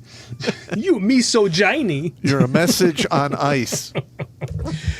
The one thing that, revisiting this, because I hadn't seen it since it was released in the theater, the one thing that really surprised me was David Harbour from Stranger Things is in this. Uh-huh. But he looks like a baby. And this was only about 8 years before Stranger Things came out, so I don't know if he put some city miles on himself in those 8 years. But yeah, he looked like he aged about 20. I have to see his picture. I don't remember his name. Yeah, you know, the one who plays Jim Hopper on Stranger Things, the chief. Oh, yeah. Well, there's some people just don't age well. Yeah. They get to a certain age and then they just honestly, he looks fall better down the cliff. He looks better in Stranger Things than he does in the movie. He's all clean shaven in the movie. It just looks weird on him. But you know, I'm 57, and hopefully I don't look that old. No, you're good. You're good. You don't look 57. I think people would agree to that. I remember my brother met you at the wedding, and he's like, "Dude, Pop looks younger than me. That's fucked up." Like, stay out of the sun, then, you bastard. I stayed in the sun. I did all the crazy stuff. I just got good genetics, I guess. So until I die, of course. Then. Of course, yeah. As this movie goes on, it does time hop between when they first met and they were all happy, and then the marriage as it just completely falls apart and turns into just hang on a minute, sheer insanity. Hang on. A marriage in modern time falling completely apart, and it's the woman's fault? This is the 50s. So it doesn't matter. They're directly attacking the idea from its genesis, essentially. But here's the thing, though, is in the 50s, women were just as sneaky and backstabby. They just hid it better. Yeah. They were home all day. That's right. What about that one? It was a mailman or a milkman fathered hundreds of illegitimate children. I believe he was a mailman. It was a milkman. It was a milkman? Oh. Yep. He was delivering the cream, all right. I believe he had 138 kids. Right to the warehouse. Yeah, but you know, modern women are the worst. Yeah, no, they're just not ashamed of it anymore. They're outraged by everything and embarrassed by nothing. That is the modern woman in a nutshell. Yeah. Ugh. And like throughout the movie, it becomes clear that he didn't want to end up like his dad, but to do the honorable thing he did. He wound up working at the same company that his dad was working at, made him miserable. He had dreams too. He's actively working so that she can pursue hers. The first scene of the movie is her being in this shitty play. And it doesn't go over well with the audience. And then he tells her, you know, yeah, you know, that's play wasn't a masterpiece, but you were the best thing in it. Like, he's trying to talk her up the whole way home, and it's just not good enough. It gets to the point where he has to pull over and dress her down a little bit because he says flat out, it's not my fault that the play was shit. All right? It's not my fault that this isn't working out. Mm-hmm. Because he is letting her try to pursue her dreams while he's stuck. But eventually, I mean, he does end up cheating on her, of course. You have to have that in there. But then she cheats on him with Chief Hopper later on and winds up pregnant again. Oh, no. Yeah, it's good times. But that's when you get to this scene in the movie, which is actually one of the most heartbreaking. And it's all because of Leo DiCaprio's performance. I chopped this so it should not have any issues with copyright. I cut through the scene with a chainsaw in order to make this work with the algorithm. How many seconds can you use before you can handle it? Each individual clip can be no longer than like 7 seconds. We're well under that. Even though this says 37 seconds, it's not a continuous run of the scene. I chopped it up to cut to the chase. Okay. So now I'm crazy because I don't love you, right? Is that the point? No, you're not crazy, and you do love me. But I don't. I hate you. You were just some boy who made me laugh at a party once, and now I loathe the sight of you. If you touch me or anything, I think I'll scream. Come on, stop this, Ava. Fuck Fuck you, April! Are you gonna hit me to show me how much you love me? Don't worry, I can't be bothered. You are an empty, hollow shell of a woman. What the hell are you doing in my house if you hate me so much? What the hell are you doing carrying my child? Like I said, it's really well fucking acted. Wow. Well, the reason why his performance in that scene really hurts is because when he calls her an empty, hollow shell of a woman, he breaks down in the middle of trying to insult her back the way that she just insulted him, and it hurts him to do it. She is cold as ice the whole time. What you're seeing in that scene is the typical woman rewriting history to justify her bad behavior. Yeah. Women it's always a do retcon. this. It's a retcon, yeah. They It always happens do all the this. time. New word! I know people who do this. New word is a vagiretcon. Vagiretcon. Do that or ret cunt. Ret cunt, there you go. Oh. Yeah, retcon. Yeah, good one, Jimmy. Good, good. Oh.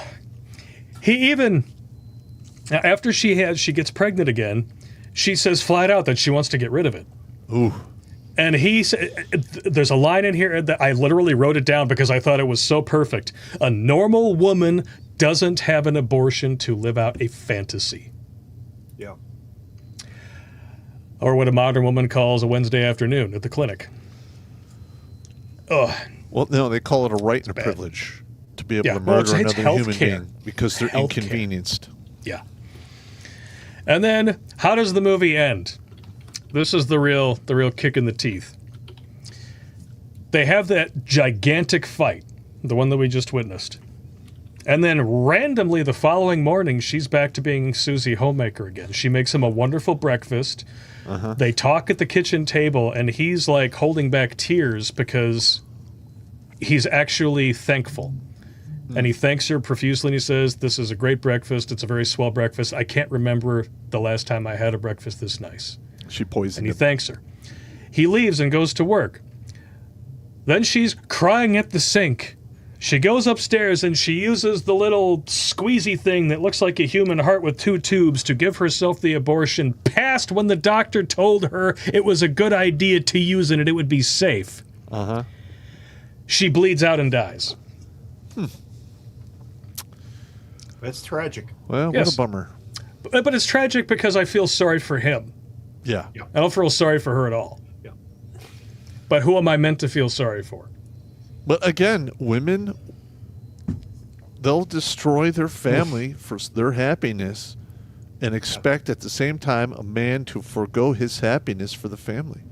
Correct. And then punish him for it. Yeah. That is the current model, yes. Wow. It This the is bad, current right? paradigm. No, this is an episode, the happiness feedback loop. There you go. Oh, wow. Oh. Yeah, that is, again, I actually recommend that movie because it is so well done. And, but yeah, then just be aware that you're going to be watching a demonization of what a lot of people, but what we were told to strive for up until about, I don't know, third wave feminism. And then it what was became the name of that one oppressive and again? awful, and men don't do their share of emotional labor, and women doing housework is unpaid labor. And What was the name of that one again? Revolutionary Road. It is, if you have Paramount Plus, I believe it is included on there as we speak. Okay. Now, the next one's real interesting. Oh. Marriage Story. Which was a Netflix movie, got nominated for Best Picture and all that jazz. It is actually very well acted, and I'll tell you what, there's definitely some crimson capsules to be had in here. Just watching one scene, I cut it together into a little 40-second bit. They're fighting, just like in the last one, and of course, just like in the last one, she is an actress, but he is a theater director, from what I understand. But this is a really interesting fight because there's some truth in here. Do not compare me to my father. I said you were acting like him. You're exactly like your mother. You're suffocating Henry. I love my mother. She was a wonderful mother. Just repeating what you told me. Okay, the reason I froze it there, one was to avoid the algorithm, two. What do you think she's going to say next? Each one, go down the list. Well, women always compare the man to either the man's father or their father. Yeah. Well, she's already done that, but she said, I love my mother. She's a wonderful mother. What do you think she says next? But a horrible person. Yeah, I would go with that. I'm gonna go with Pop. I'm gonna actually agree with Pop on that one, because I've seen that exact thing happen with one of my own sisters. Mm-hmm. Jimmy, you in agreement? Yeah, I'd say that's pretty fair assessment. But or she was a whore. Yeah, cognitive dissonance. Two things existing in a mind that are diametrically opposed to each other, yet somehow they manage to believe them. Here we go. Secondly, how dare you compare my mothering to my mother? And you're like my father. You're all the bad things about all of these people. But mostly your mother. You'll never be happy. But mostly your mother. Mostly your mother. Wow. You'll never be happy. Yes, this is one of my favorite parts because holy hot damn does he hit the nail on the head for the modern woman. You'll never be happy. You think you found some better opposite guy than me, and in a few years... That's right. In a few years, what's going to happen in a few years? I think we all know. She'll hate him too, or She'll be hate bored. him too, be moving on, or monkey branching, or trying to sling back. Mm-hmm. Let's see what he says. You rebel against him because you need to have your voice. Ooh. And this feeds into the next movie that we're going to be talking about. That's the chick from... That's Scarlett Johansson, yeah. Oh, yeah. She actually is a good actress. She is. Both of them got nominations for this, and just from this scene, I will say, well-deserved. But it's interesting how this plays out. But you don't want a voice. You just want to fucking complain about not having a voice. I think about... You don't want a voice, you just want to complain about not having a voice. Now, does that encapsulate the modern feminist woman, or does that create encapsulate the problem and then complain about it? I figured out some time ago what's going on with the modern feminist. They love to bitch about the meta. Yes. They don't have an actual complaint. No. They just want to complain about complaining and how they have no voice as they use their voice. Yes. And the only way that they can complain about anything is to go back decades and then use that to justify the present. But if you talk about their current actions in any way that they think is too long ago, you need to let go of the past. Basically, how dare you bring substance into this discussion? Exactly. Another one that I definitely recommend watching, of course, but the real kicker, though, is you have to pay very close attention as to whose side this movie is on.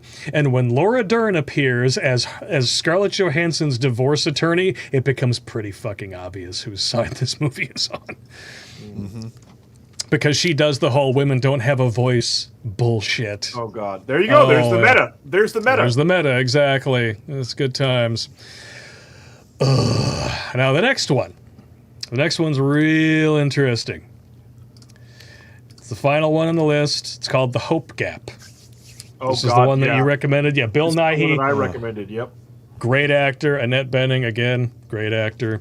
Yep. Actress, yeah. And I will read off the storyline as it is synopsized on the Internet Movie Database. Because, yeah, it tells you exactly who this movie is speaking to. This was a fan-written synopsis. Huh. The intimate, intense, and loving story of Hope Gap charts the life of Grace, shocked to learn her husband is leaving her for another after 29 years of marriage, and the ensuing emotional fallout the dissolution has on their only grown son. Unraveled and feeling displaced in her small seaside town, Grace ultimately regains her footing and discovers a new, powerful voice. Dear sweet baby Jesus. Here we go. Kill me now. Yeah. Uh-huh. Yeah. So you think from that synopsis that this is going to be a movie about a woman coming into her own, even in her sunset years. She's strong and independent. She's got it together. But then you actually watch the movie, and one of the first scenes is her acting like this. What do you want me to say? Anything. Whatever comes into your head. What would make you happier? But you do want something. There's something two people can have that we haven't got that you wish we had. Think of a word, any Peace. word. Yeah, I mean, seriously, is it impossible for a woman to believe that any man could be content? But wait, there's the meta again. Think of a word, any word. Yeah, and there's no substance behind that. There's no substance behind it at all. There's no discussion of what the actual problem is. It's just meta my fucking feelings. Yep. Oh, and it gets better. Sunny.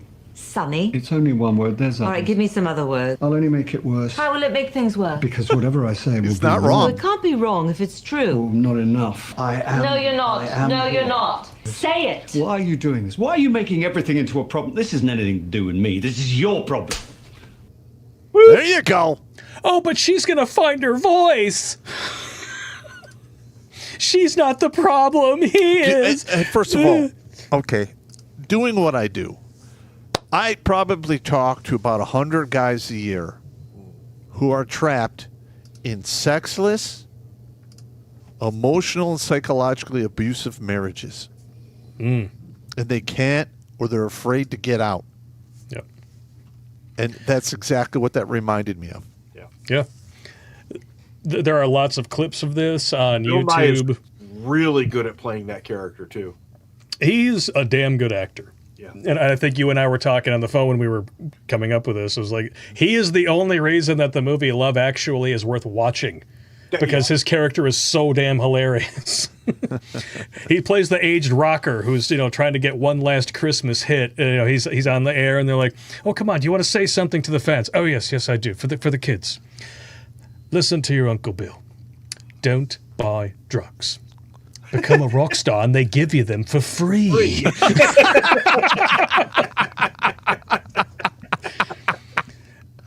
That's pretty good. If you watch Love Actually once in your life, just watch it for Bill Nye. He's great.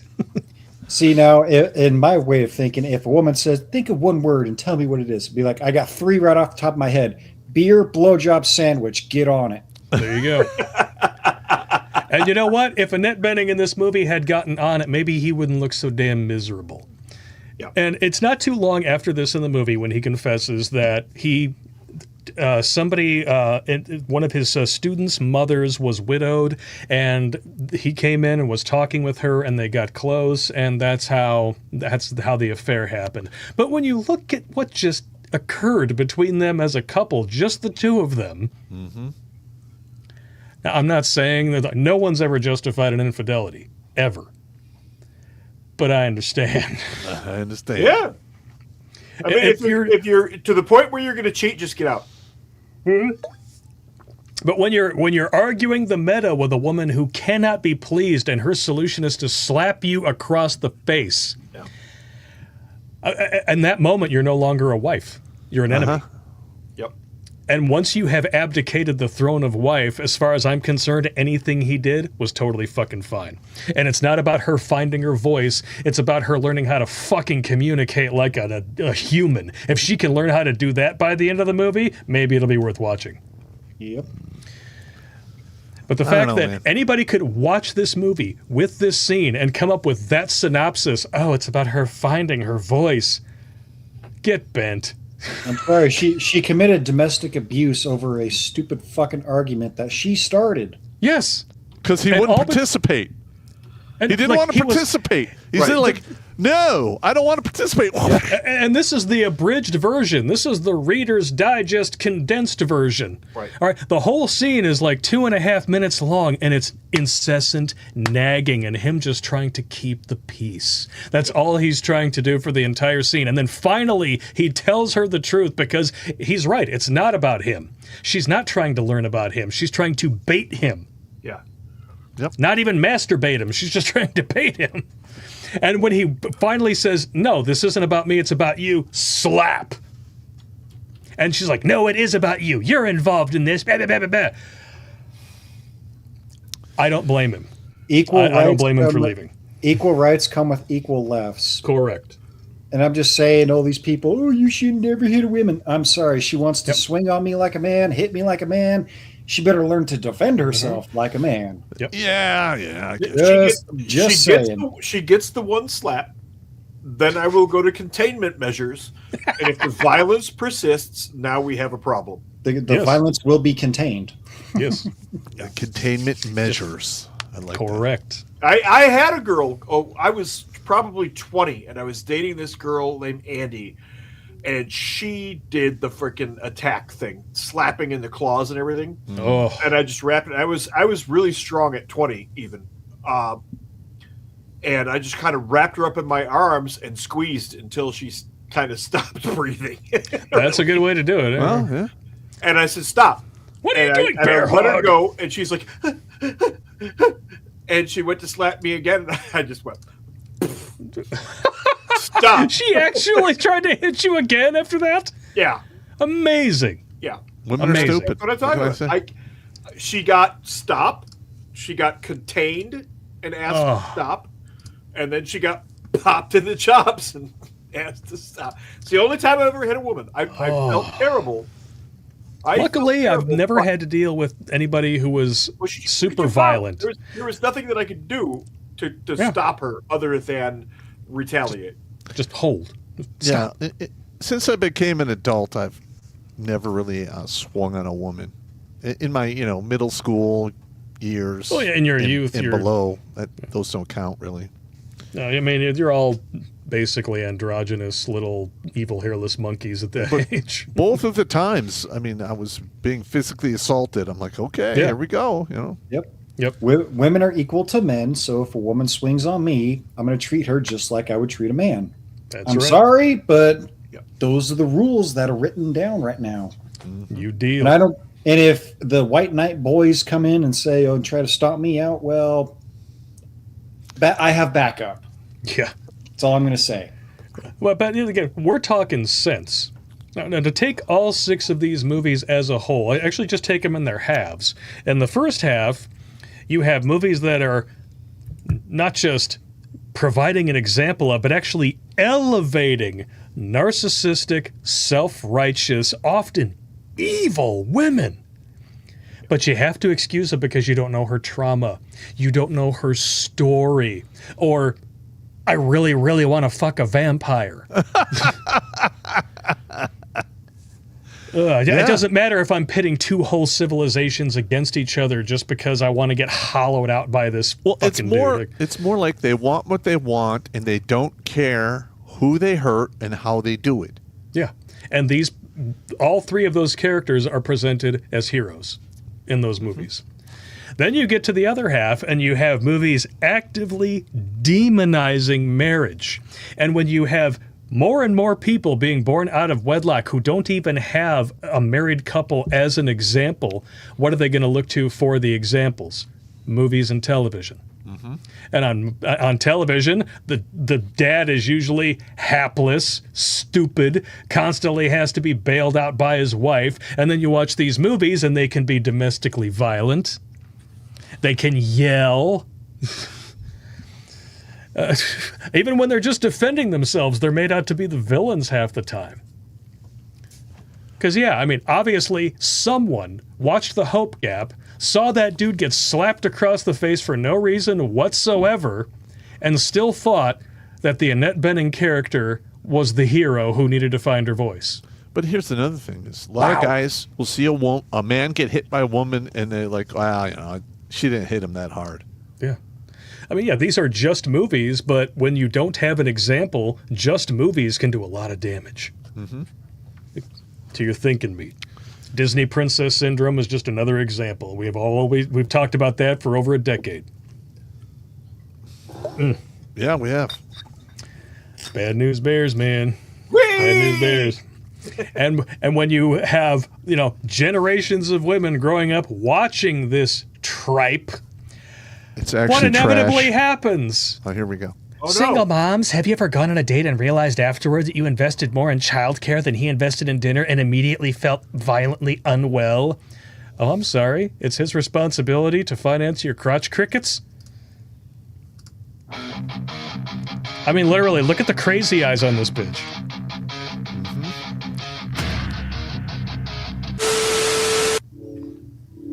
Excuse me. How you doing? Oh, I love your eyes. Oh my God. Yeah, that's bad, an instant, bro. That's an instant beat on sight. It is an instant beat on sight. Yeah. What are you doing, man? Yeah. Pause. No, you're not though. Pause it real quick. That's an instant leave on site right there. That is a leave on site. Yes. instantly turned and defended that guy. And I don't know if it's just leave on site. That is you're right. That's such disrespect. It is. It's complete disrespect. But right now I'm looking at her nose. I don't know if it's bad pixelation or if she can literally smoke a cigarette in the rain and keep it dry. Yeah. She does have the wild Wicked Witch of the West nose going on there. Yeah. Little small hat nose action going on. Wicked Witch of the West Bank. Wicked Witch of the Yeast. Oh. Man, he's just trying to give me a compliment. What the fuck off. It's not that big of a deal. No, there is a coal mine in her past. Huh? Come on. Wait, nah, it was just a prank. It was just a prank. It was just a prank. Oh my God, dude! That dude doesn't know. That basketball American doesn't know, but he just did that dude a favor. Yeah. Yes, he did. Did him a huge favor. Let's get the hell out of here. There she is playing with him. I just walked out of a date.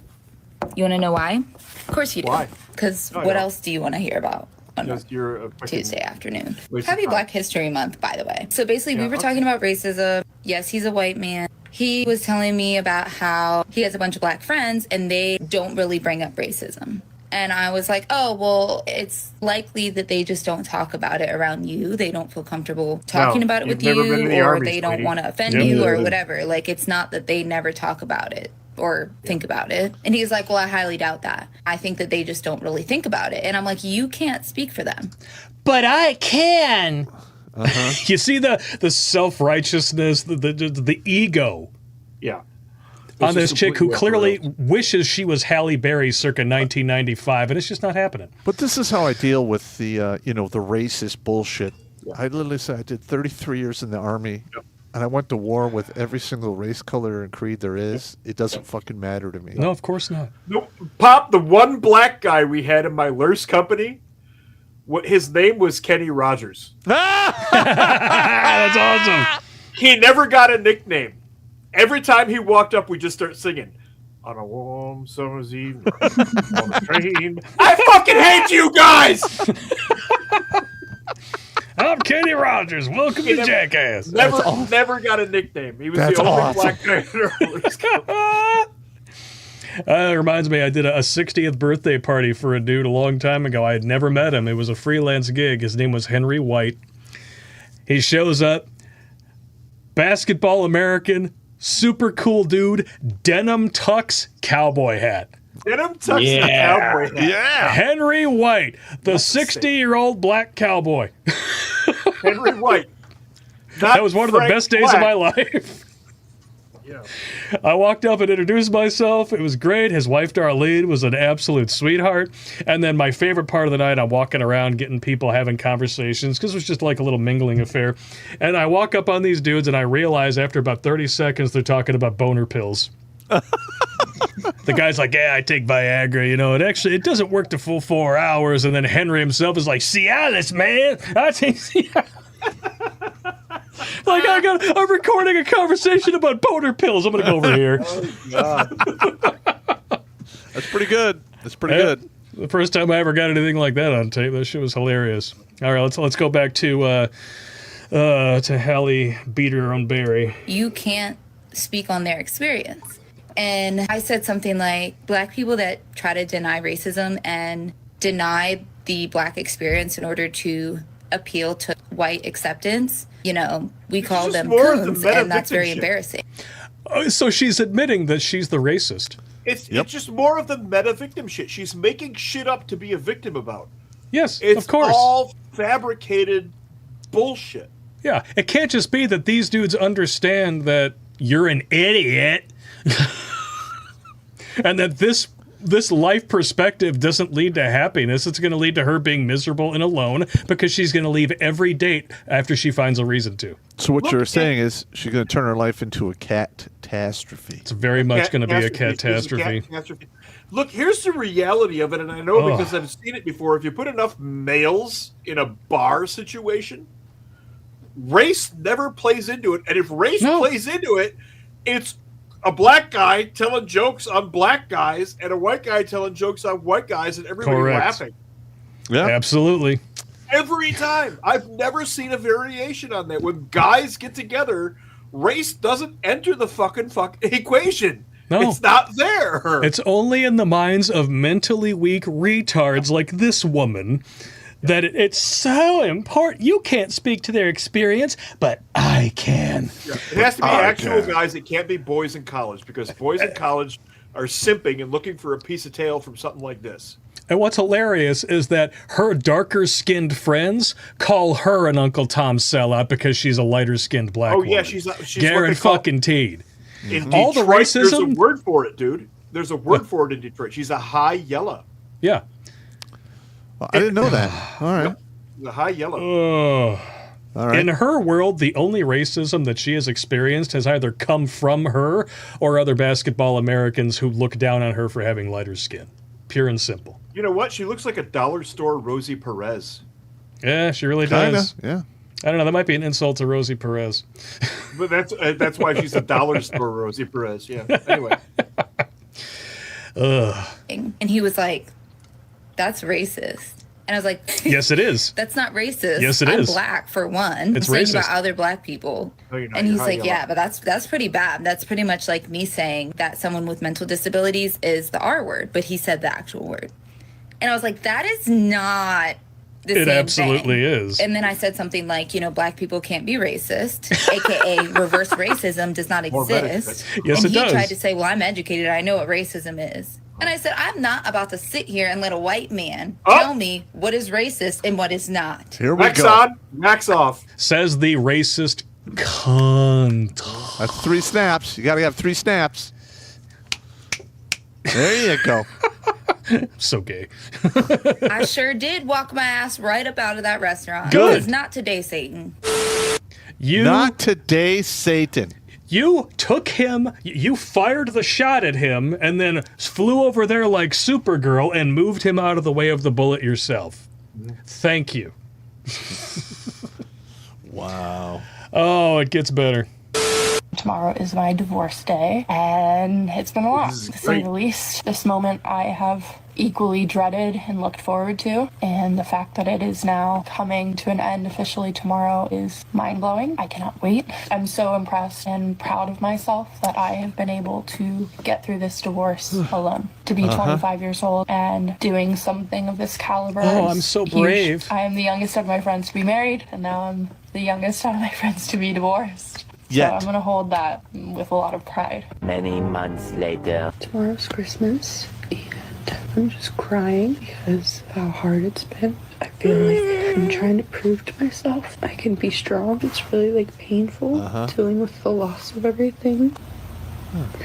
Not having my husband. Mentally healthy people always have mental breakdowns on TikTok, right? And if she's having this much of a hard time now, just wait until you're in the middle of box wine at Catland at 60, bitch. Oh, it's happening. It is going to be like Donkey Kong. I think this might be an example of accelerated wall impact. Correct. And I think we need to She made it to actually the wall save early. this for a Wheel of Woe woman. I have Oh, it. yeah. I have this saved. I have this saved. Oh. I feel the most beautiful I've ever felt. This is my dress. Chief Keef, this is your last chance, otherwise I'm gone forever. You have 10 minutes to let me know. Yeah, she literally is getting married, and she's trying to get a rapper to write a check against it out from under the guy that she's walking into the reception with. Oh, my God. Yeah. It's just glorious, isn't it? Do not get married. You are setting yourself up for a Murphy butt fucking. And we all know where you're headed. Yeah. Stop! Don't touch me there. This is my no-no sweater. Stop!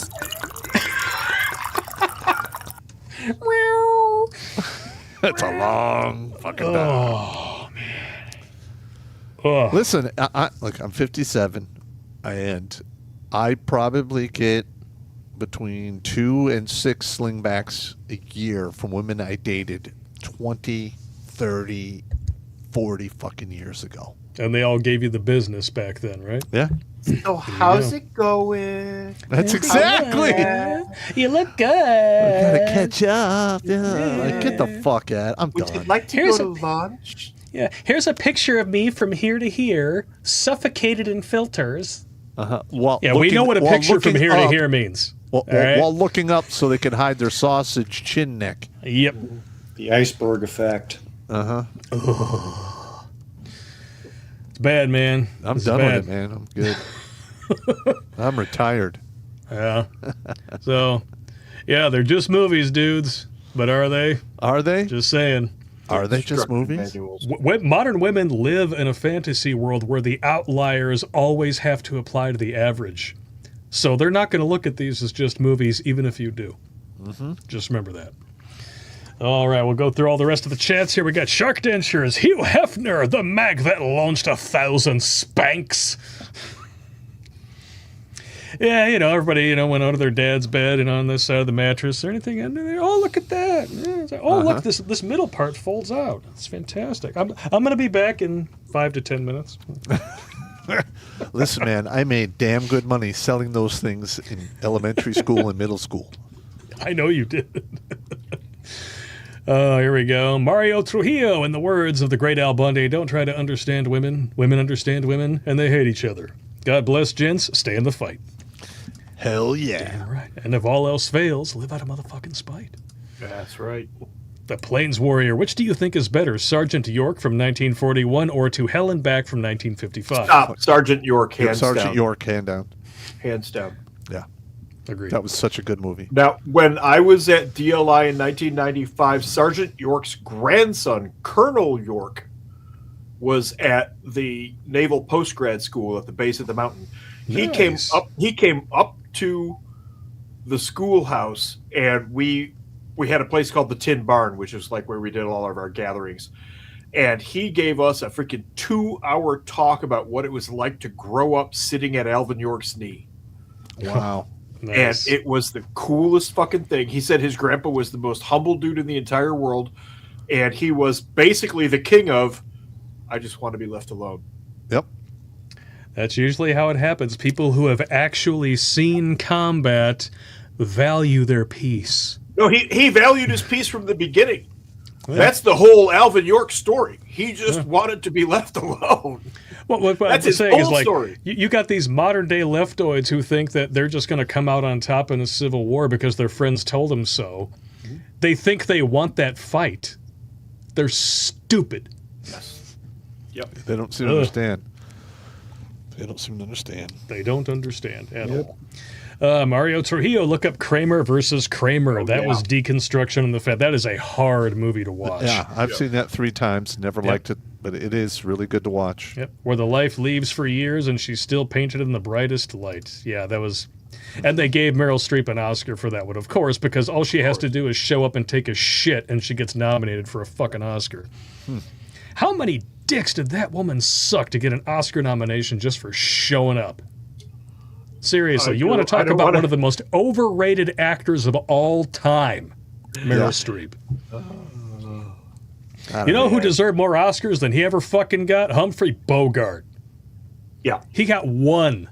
Yeah, I agree. What about And it was for The African Queen, not even his best performance. You want to see a great bogey performance? The fucking Kane Mutiny. Oh, yeah. That's a great movie. Now, did Clint Eastwood ever get an Oscar? Oh, he's got a few, yeah. Oh, okay. He won Best Picture and Best Director for Unforgiven, Best Picture and Best Director for $1 Million Baby. I'm not sure if he ever actually won for his acting, though. But for his producing and directing, 4 times. Oh, yeah. Oh, I know that there's a bunch of actors out there who are really good, but because of their politics, they could never win the Oscar. That's why I don't watch it anymore. I'm done. That's one of the reasons I stopped watching the Oscars, is because they stiffed Stallone for Creed when he was the obvious winner. Yep. Well, shit. That and going back to the Leonardo DiFaggio, he didn't get his award until The Revenant. Yep. And how many movies has that guy been in? A lot. That was. He was nominated for the first time when he was 11. I don't care for him as a person with his politics, but there is Correct. no denying the fact that the guy is a great actor. He is. One of the actors that I actually respect as a person is Johnny Depp. He said that if, I think it was Bush, got the presidency, that he would leave the country. Bush got the presidency, and Depp immediately moved to France. he put his money where his mouth was. Money where his mouth is. I respect it. I don't have to like his politics. I can respect him. Yeah. But the guy's a top-notch fucking actor. He's great. He is. And when the Amber Turd thing came to light, he didn't just sit there and take it. He brought receipts, and it was glorious. Well, he had to go through 2 countries' court system to get that. Yeah. He tried in England, and they fucking roasted him for it. Of course they did, because they wouldn't let him present his evidence in court. Pop, remember when we did a show back in 2009 on Bob Geldof? Yeah. From the Boomtown Rats. Bob Geldof's lawyer told him, whatever you do, do not say in court, I love my children. Because they will paint you as a pedophile. That is fucked up. That was back in 2009. Wow. Oof. That's messed Pop up. and I did a show. I wish we still had those recordings. Yeah, so do I. Listen, man, I've lost the computers, the servers it was on. We had, 3 servers just go under? Yeah. We lost so much data, man. Sucks ass. Cunning Linguist 2397. Late wife in my favorite movie when dating was Sleepless in Seattle. Looking back, however, Ryan leaves her boring fiance for a widower on the radio. Yeah. Oh, and the movie You've Got Mail. Same cast. It's essentially Emotional Affair, the movie. That's how women would label it now. Emotional Affair, the movie. Because both of them are dating other people, but they're talking on AOL Messenger. That was the origination of that. But it's only once men started to do that too in popular, culture, then all of a sudden it became labeled emotional cheating and all this other stuff, and we have to come up with a whole new metric because now it affects us negatively. Yeah. You know how it goes. Fuck them. Jumping over to the MGTOW chats here. Holy smoking Joe Frazier, a lot of activity over here tonight. Gert Frobe says, unquestionably, Jenny was the bad guy. Jenny? Yeah. Oh, my God, yeah. Yeah. She was a disease-ridden whore who ruined his fucking life and then left a kid that he had to take care of that he was unprepared for. But, yeah. Why not? Totally. Absolutely. Hey, Dan, I'm not going to use the whole name here. Dan slid us a crisp Benjamin over on a side channel over here. Oh, hell yeah, man. Thank you, Dan. Thank you. I can't, I'm not on Dear Sarge's show, so I can't say fuck you, Dan. Thanks for your continued support. Thank you. Thank you very much for the Benjis. I think Pop needs another idiot-sized bottle of whiskey, so that'll go a long way. That's a moron-sized bottle of whiskey. Dixon Cider over on McDowell.tv.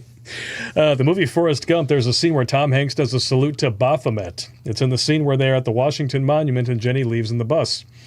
As the camera pulls away, Forrest lifts one hand to wave. If you notice his other hand, he makes a subtle gesture. This is the salute to Baphomet that was hidden in the film. Wow. So that's why he's in Greece. Rat bastard. We got Crazy Uncle. Now that we have the 3 amigos, I have to ask if Gruntspeak has a Discord. Now, Discord is very heavily moderated, and that doesn't sit well with this group. Yeah, you're right. That and Discord, they just implemented age verification. Of course, yeah. Now you got to send them your license and all this other shit that they don't actually need. Borders are bad, though. Borders are bad.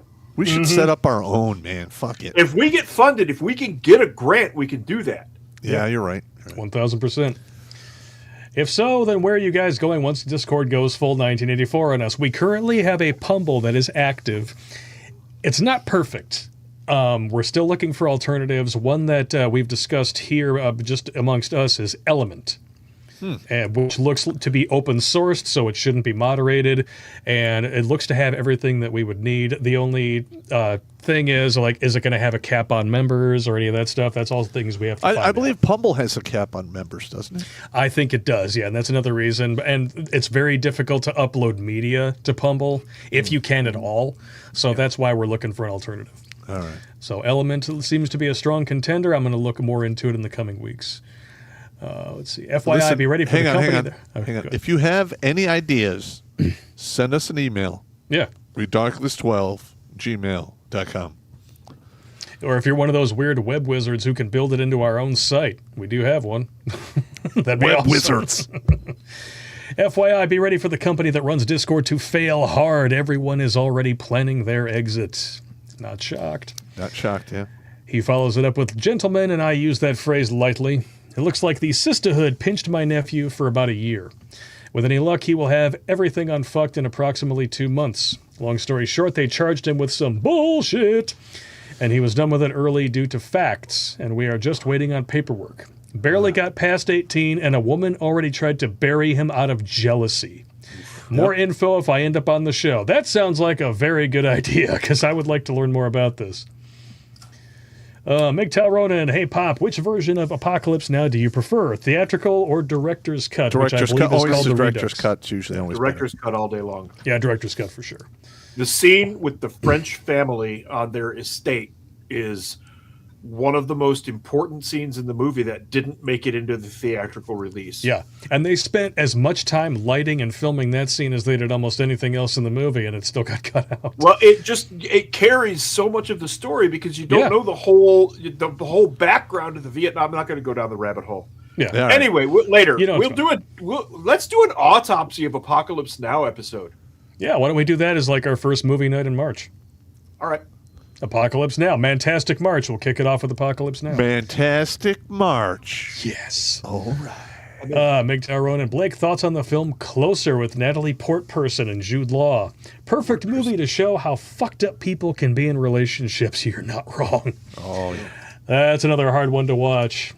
For me at the time, I was young. Natalie Portman was young, and she was wearing a G-string in that movie. She did look mighty fine, but her character is repulsive. Real name Natalie Hirschlag. Anyway. Yes.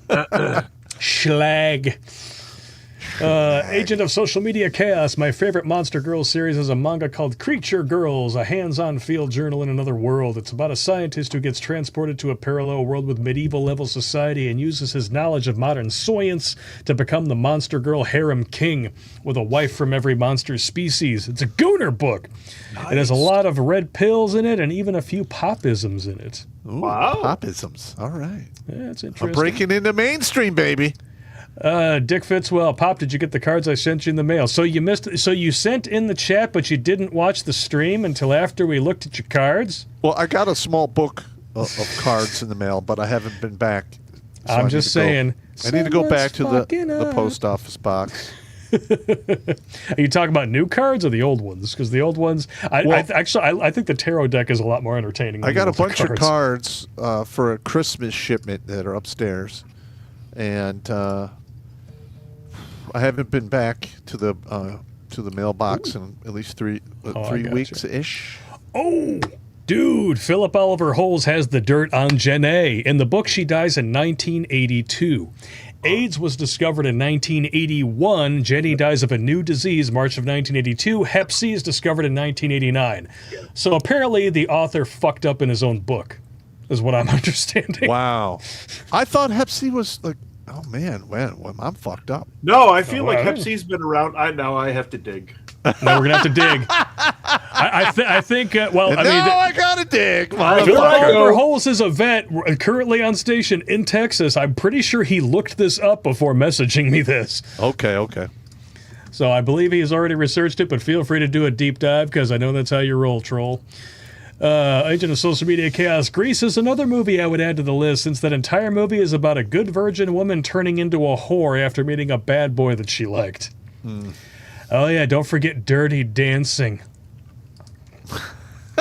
Where it's totally okay to lie to your father, steal money from him to help a woman get an illegal abortion that almost gets her killed, all because you want to fuck the hot dance instructor. Well, that seems legit. Totally fine, yeah. Not a big deal. And every time I've tried to bring this up to him, he's like, well, you just don't know what it's like to be a girl. I'm like, apparently you don't know what it's like to be fucking human. Because that's not an excuse. What's up, dwarf? Yeah. Hepatitis C was recognized as a distinct, different form of hepatitis by the 70s. Okay. However, it was identified and isolated and named in 1989. Okay. All right. Gotcha. So that they knew it was a new disease at that point. They knew it was there, but they hadn't isolated it. Okay. All right, so it's fair enough. And the way Jenny describes it could work either way. Everybody just assumed it was AIDS. I always assumed it was AIDS. Either way, it was AIDS as well. Hep C is communicable, yes. Very. So Forrest. Very. Now, the question is, can it be passed to a child? Through yes. birth? Yeah, probably. Very So easily. I would imagine. Yeah. So that movie doesn't have a happy ending in any way, shape, or form because the kid's gonna die young and Forrest is gonna die young. They could vaccinate you against that shit. Hep C. In 1982, they couldn't, especially because it would be another 7 years before it was isolated. You're probably right. Yep. And I've once been it's isolated, vaccinated. then you can work on a vaccine, which is going to take several years to do. In all of my time in the military, of course, I was lockdown. vaccinated against pretty much all of the hepatitis variants that we can. they gave you way too much shit, bro. It was bad, I've been right? vaccinated against that like 6 times. I have all 7 of the anthrax. Yeah, I got one successful set of anthrax, and the other one I did not because I was the first sergeant, and I said, "Throw that in the trash," and I got away with it. You guys have bloodstreams are like mercury soup. Oh, dude, I am freaking my shot card is like. Yeah. At any time, either one of you could turn into T-1000. Just Listen, come apart I and move back together. I am that guy who's been in service so long that I remember I was the guy that got the air gun injections in basic. Yes, we got those too. Yep, Oh, I got the okay. air gun injections. Back to the chats here. Agent of Social Media Chaos. Rosario and Vampire is better than Twilight. That anime, I mean, that's a really low bar, though. That anime had a male human with a harem of female monsters, including a vampire, a succubus, a snow demon, and a witch. The monster girl genre of anime has a lot of good anime in it because male human with harem of female monsters and a lot of comedy is the formula that genre uses. Well, and also it works, which is why it keeps It coming does work, up. yeah. Mig Tyronin says, don't forget the Vampire Diaries on the old WB. Nah, that's not even worth mentioning. Yeah. Most of those WB shows suck donkey dick. By the way, raise a glass. Poor old James Vanderbeek from Dawson's Creek burned in at 48 of colorectal cancer. That is not a way to die well. Which he got 5 years ago, which lines up with a certain medical event. Little bit.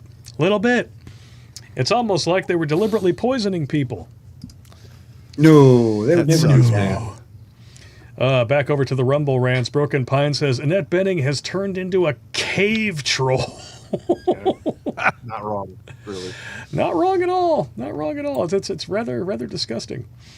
What do we got here? Mighty Mouse Malibu. Boobs, the cause of and solution to all of life's problems. Yeah. I mean, and booze is also in there as well. Boobs and booze, the cause of and solution to all of life's problems. It needs to be a new shirt. Boobs and booze? Boobs and booze, the cause of and solution to all of life's problems. Yep.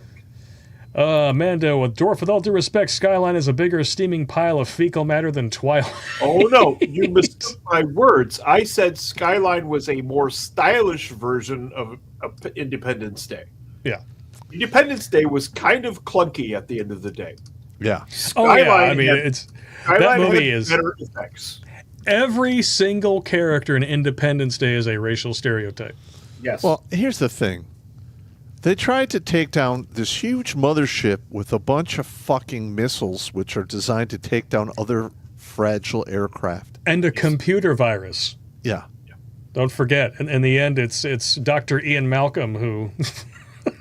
the Wizard of Oz, as I call him, Jeff Goldblum, who, uploads a computer virus to the mothership and saves humanity.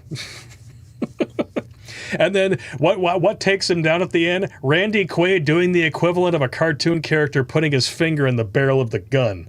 It's a reverse. Hear me out. Randy Quaid did the reverse freaking. I can't say the name of the movie now.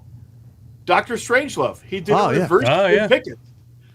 Randy he Quaid did the reverse Slim Pickens, Pickens. I love that movie. So it was Fat Grabbins. Yeah. Yep. There you go. We have a request from Alucard for singing pop. Because of course.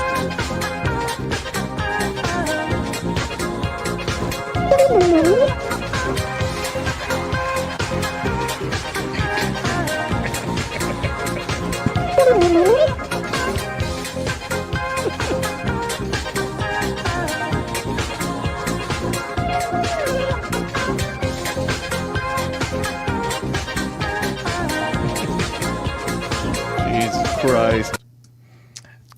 I fucking AI hate that abuse, one, man. AI abuse. AI abuse, it is. Barracuda, the 8-gallon milkman. Yeah. That was a good episode. Way too many kids. We had Jerry Conway, Shalom Gents, Zablake. Hollywood has never followed original vampire lore. A stake through the heart does not kill an undead vampire. It pins them to the coffin so they can't get up and walk around. Correct. Makes sense. And they would be buried face down and then staked. Well, actually, there's various forms of the lore because, there's like 8 or 12 different variations of what happens. Lots of them, yeah. And Twilight is just the dumbest. Oh my god, it's pretty damn bad. It went from garlic, holy water, and a wooden stake to being bitten by a werewolf in Van Helsing. Listen, man, I'm going to tell you, being forced to watch the limited Twilight movies that I had to with my daughters was the equivalent of nausea farming. Nausea farming. Nausea farming. There you go. I couldn't stand Good it. times. What do we got here? From Jackal the Emperor. Hey, Cankersaur Suction Commanders. Happy Helmet Homunculus and Swine Slaying Soldier Man. BS report with copyright-free music is uploaded. All right, here we go. It is called Blue Balls, White Skin, Pink Snow, Whatever Shall We Know. Wow. That's a long title. I thought I was good with play on words. Jackal puts me to shame. Hey, Freaky Frank Flickers, balloon knot braziers, and windsock suckers. The compulsively unhinged and niggardly transitionites have struck again. When will this pink, white, and blue plague end? Fix bayonets and prepare to charge. Jackal 1-1 sending a creeping barrage. In the business, we call this foreshadowing. Old Space really thought the Troon platoon idea was a banger when they came up with it, didn't they? 18-year-old Kanucky Wucky guns down family before running to school to deliver his hoe work, because he's a fucking hoe for this, in the form of supersonic metallic malevolence. Caught the pathetic jar of monkey spunk trying on makeup, hoping some sympathy or congratulations would be returned. Well, you can't spell congratulations without con. Look here, Jesse Hetty von Messi. No one cares about your gender fluid stupid. It was and is Retardo Maximo. Psychological handicap concocted by Bolsheviks intended to fuck The new with your mind Gladiator more than it sequel, already Retarded is. Maximo. Oh, That was f***ing crazy one, damn it! Huh. You can't spell Bolsheviks without she either. That's odd. Anyway, 2.1 million adults have admitted to being an intellectually deactivated individual of tyranny, most of which are bio-males. Ew, that sounds like bio-Broly. Who knew we'd live in an age where you have to clarify biological gender as if it wasn't visually fucking obvious? This shiata is still trending like Pop Sex on local firemen's bulletin boards for poker night.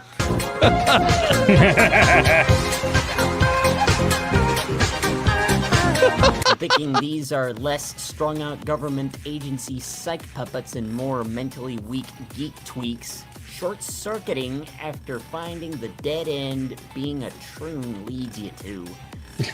Most of these stretched butthole, soy-tracted, weenie-having, prison wallet wankers are probably doing this shit out of response to women being so damn fucking Bolsheviki. Women voted for this too, so you witches are partially responsible for this. You creepy, crunchy, canyon clit cuntosaurus rexes. You got your sons mentally butt-fucked in the dick hole until they turned into girls. Congratulations, dumbass. Happy Valentine's Day, aristic, arrogant egomaniacs. Oh my god!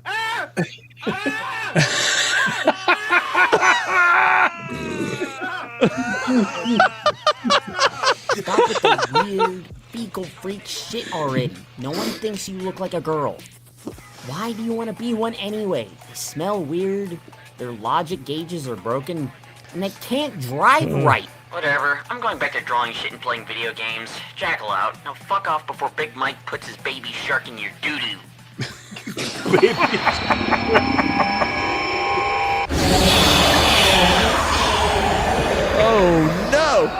That was pathetic. That was a pretty good one, man. Well played, good Jackal. one. Well played. Well played indeed. Yeah, the AI Nancy is going to haunt my dreams now. You're welcome. Thank Billy Von Baum for those. Of course. Of course. That was a good one, man. Broken Pine. Annette Benning has turned into a cave troll. Yes, she has. Barracuda. Dennis Prager does a great breakdown on infidelity and his 10 Commandments. Still the best moral code. It's interesting. I haven't seen that. I haven't seen that one either. But he's not wrong. No. MGTOW Mando, thanks to you guys. We all know the Whammons stories. Death and Mix, isn't that right? Dyslexorcist? Yes. Death and Mix. Death and Mix. Barracuda, damn it, I just ran out of alcohol! Not cool, you Bolsheviksvilles. I can save Sandy the maid from behind because donkey bites are mad, okay? I would never, ever trust that woman around my No. mate. No. No. She'd snap into it like a Slim Jim and Macho Man commercial. It'd be bad.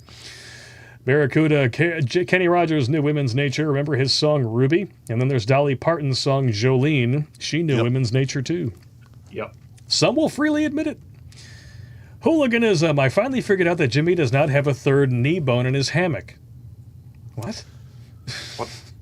That's not that disregard the dick bone poking out of the hammock. Disregard. All right. Disregard the penis in the corner. Me gazer. Oh, that's a good one. Barracuda, War of the Roses was great. Love the ending. That movie's messed up too. Yeah, that was fucked up, yeah. Very fucked up. Directed by Danny DeVito, if memory serves. He was very, very solid director. Professor Blake, Pooh Ass Blaster 3000. Maybe it's a good thing I'm not married because my so-called friend's wife got pregnant by another friend that's basketball American. Ooh. Wow. Play Singing Blake. I already did. I'm not doing it again. Hashtag fear the syrup. And he also says, Pop, change out of your toupee. God damn you and this toupee. You guys are fucking with me, man. Fuck off. Tantalum says, throw our brother 10 Salvin what you can for his cuntastic situation. It looks like he has a give, send, go. Blindsided by divorce. Here, let me share this tab so I can put it up on the screen here. It says here, I've been trying to borrow these legal fees with every intention of paying them back. So far, no luck. I'm currently trying to claim VA benefits from my service several years ago. I've been barely able to work, have received zero compensation from anywhere. Ooh. Now, at this vulnerable point in my life, I'm apparently getting divorced and can't afford the fees. She has full financial backing and support from her family, while all of my immediate family are already gone. I'm truly desperate and have no idea. I'd have to start from scratch at this age in life. Okay, brother, I'm going to slap your link into the YouTube chat. If you guys can help him out here, I will pin it. Also, put it in the Rumble chat, too. It's going everywhere, brother. Okay. All right. If you could pin that for me, Jimmy, I'm trying to keep the chats up here so that I can read them in order. And let's go into the Odyssey chat as well. If anybody would like to hook a brother up, help him get through divorce. He's going to get butt fucked up the dick hole, as we're fond of saying. Yep. This is bad, right? Oh, God, with the frickin' Gooner AI, agent of social media chaos. It's just weird, bro. Nobody's into Shrek porn. The Shrek porn. No one likes Shrek porn. Stop it. Get out of the swamp. What are you doing in my swamp? Jackal says we should do a deep dive on who was the professor that taught all these big actors that became political ideologues later. I bet there's an educator that's tied to them all. Or, or a group.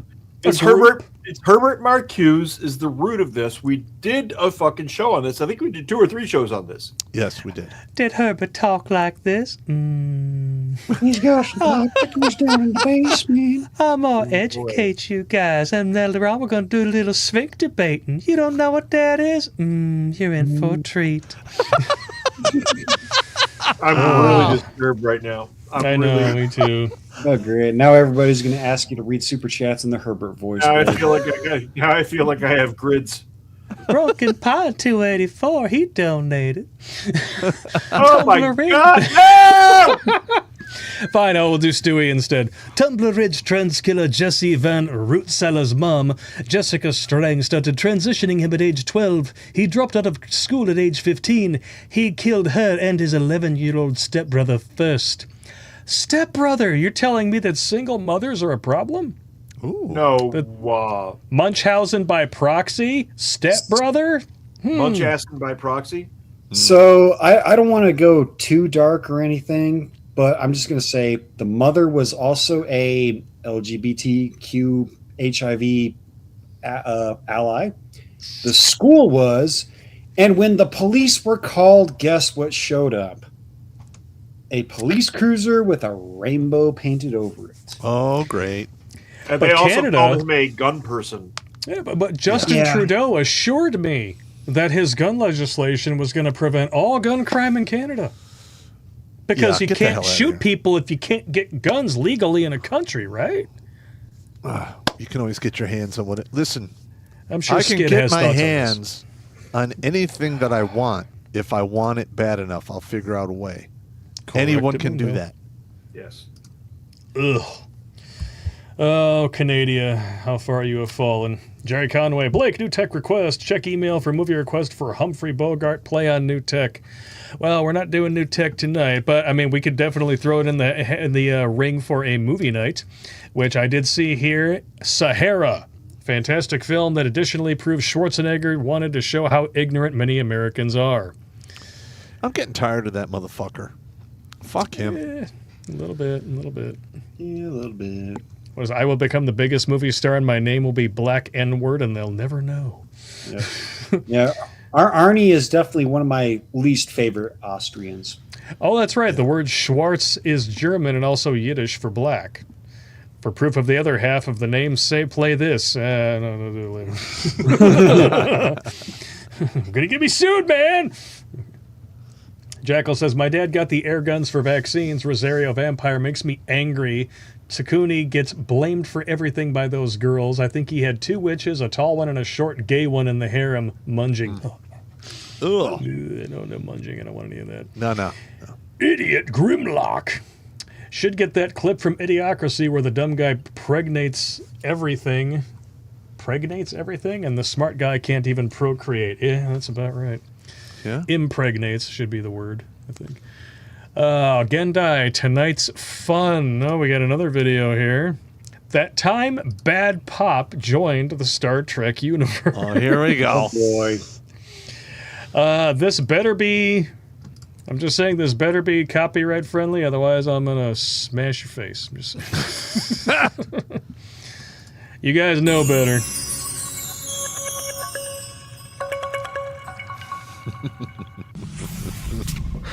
Okay, Lieutenant Schwartz, we got your labs back, and there were some pretty alarming results. Oh, shit. Oh no, alien plague. No, nothing like that. But your levels were extremely elevated across the board. Well, duh. Cholesterol, blood pressure, blood sugar, heart rate. Well, that last was just because I hate going to the doctor. So I checked the recent mission logs to see if you'd been anywhere or done anything that might have compromised your health. Why would you do that? Turns out you haven't left the ship in months. Yeah, all the department heads get the cool away missions. But your levels were so off that I mentioned it to the captain. And he suggested putting you under quarantine and sweeping the entire ship for potential contaminants. Whoa. Houston, we have a problem. I said, before you do that, let me check one more thing. So I pulled your replicator logs. Oh, fuck! 3 separate quarts of ice cream, 2 dozen donuts, fried chicken, biscuits and gravy, and 4 milkshakes. Yeah! I couldn't decide which one I wanted, and that was just yesterday. Well, That's what Evil Pop gets out of the box. Can you blame me? You put my bed next to a device that can give me literally any food or drink that I want. Acknowledge. Nights ago, you ate 7 cheeseburgers. No, I replicated 7 cheeseburgers. Sure. And how many did you eat? 4. And then I'm seeing things which I can only assume is you trying to be creative. Bacon-wrapped cheese balls. I am shocked. Shocked. Well, not that shocked. Pizza fingers, whatever that is, and chess pie that's also a functional chessboard. Bruh. Took a while to clean up. It's apparent to me that you lack the self-control to have a fully functional replicator in your room. Exactly. Well, can't we just program it to make food without cholesterol? synth-lesterol? No, I'm afraid I have no choice but to put severe restrictions on what foods you can replicate until we can change your behavior. Oh, This is drugs. no, please don't do that. Look, I'll do better. I promise. I'll eat responsibly. No more 2 a.m. lasagna. No fucking regrets. 2 a.m. what? It helps me sleep. No, you can't be trusted with that kind of freedom. Wait, come on. Let's be reasonable about this. It's the 23rd century. You have lasers that can heal cuts and stuff. Don't you have some kind of shot that'll fix and balance my levels just like that? I know, right? Actually, we do. See? There you go. Just shoot me up with one of those once a week. Twice a week. Okay, twice a week. And I'm good to go, right? Son of a bitch. Yeah, I guess I could just do that. Great. And really, Doc? You gotta try some of these things. Goddamn right. Bacon wrapped cheese balls, you say? Heaven. Okay, let's go. Nurse, prepare 2 lipo sprays for when we get back, please. Come on. Nice. The song I definitely can't use. Yeah, we can't use that one. You gotta get me sued, man. Bacon wrapped cheese balls. I have to figure that recipe out. I am now a man on a mission. You take cheese, you make it into a ball, and you wrap a strip of bacon around it, and you deep fry it. No, Jimmy. I think I have a better plan. I'm gonna try it, and then I'll post the recipe because I think I have this figured out already. Yeah. One thing that I tried for the first time down in Texas was authentic Texas barbecue bacon. They wrapped a jalapeno that had been hollowed out and filled with cream cheese with bacon, and then put that on the grill. It's a Texas torpedo. That was delicious. Yes, those are fantastic. I've had many. Blake, those have been a staple of every single barbecue my dad does. Oh, I want to go to a barbecue at your place, man. Yeah, that is a Texas torpedo. Those are fantastic. So good. So, hell yeah. So good. If you guys want to get fat and have a nice little snack, I'm fine with that. Take a block of cream cheese and score it, season it with your favorite spice rubs or whatever, mix it up, do a taco cheese or barbecue rub, throw that on the smoker for about 35 minutes, pull it out, and just dip your favorite crackers in it. Smoker. Sounds like a plan to me. I noticed that Jimmy paused as he said, Jimmy said dip your, and paused, and then said favorite crackers in that. Yeah. I feel like there might have been something else Jimmy might have been dipping. I'm just saying there's been a couple times where I was like, well, I would stick something in there, but in the cornfield. Hey. Jimmy's going to go American Pie. In Nebraska. Exactly. Jimmy's going full American Pie with the barbecue dip. With the calzone. No, just tell your mother that we ate it all.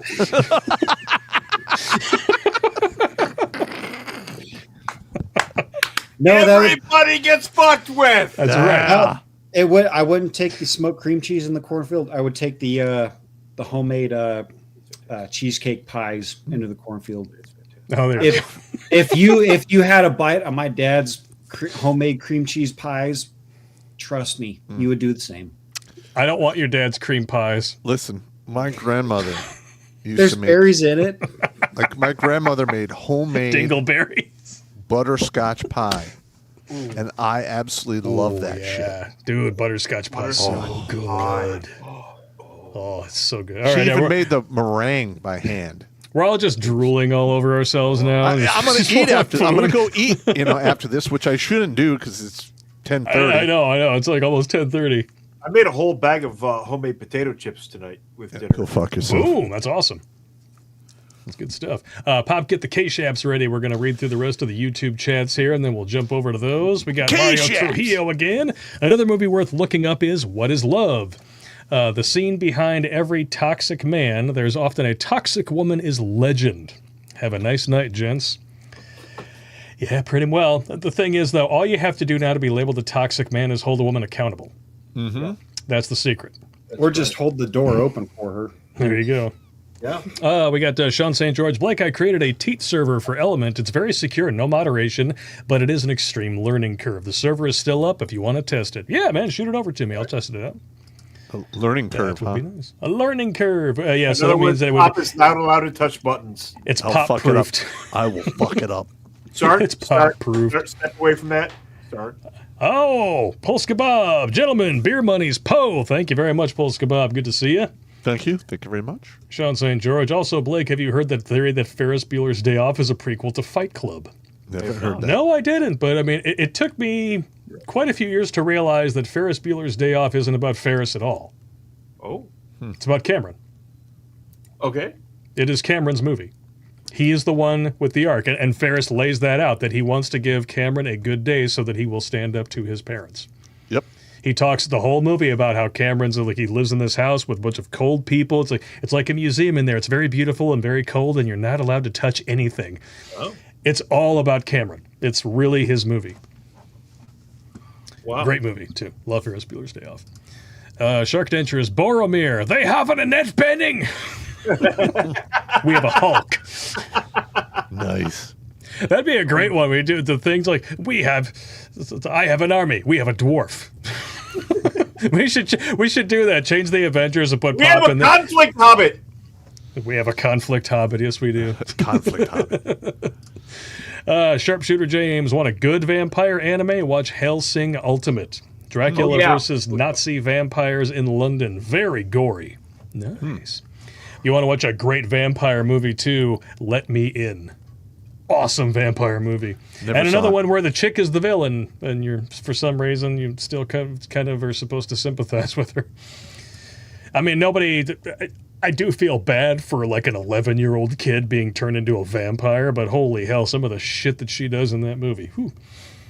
Bryce Friday, 3163. Could be worse, Blake and Pop. Imagine being forced to watch The Vampire Diaries season after season because the woman you dated had a thing for the bad boy of the show. There's not enough bleach for my eyes. Oh, wow. Yes. Sorry, yes.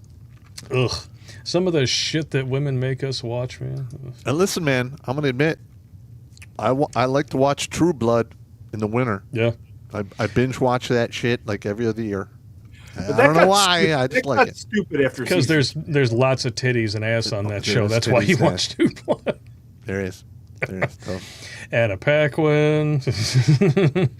Polska Bob says, Castaway, Blake. Helen Hunt was cheating from the beginning and the end with her husband. Oh, no, she wasn't cheating from the beginning. She was not married and then gets married while he's gone for 4 years, but then they have their moment. And yeah, that's actually why, and I was going to put this open to the regiment too, anybody who is a supporter and is on the movie nights with us.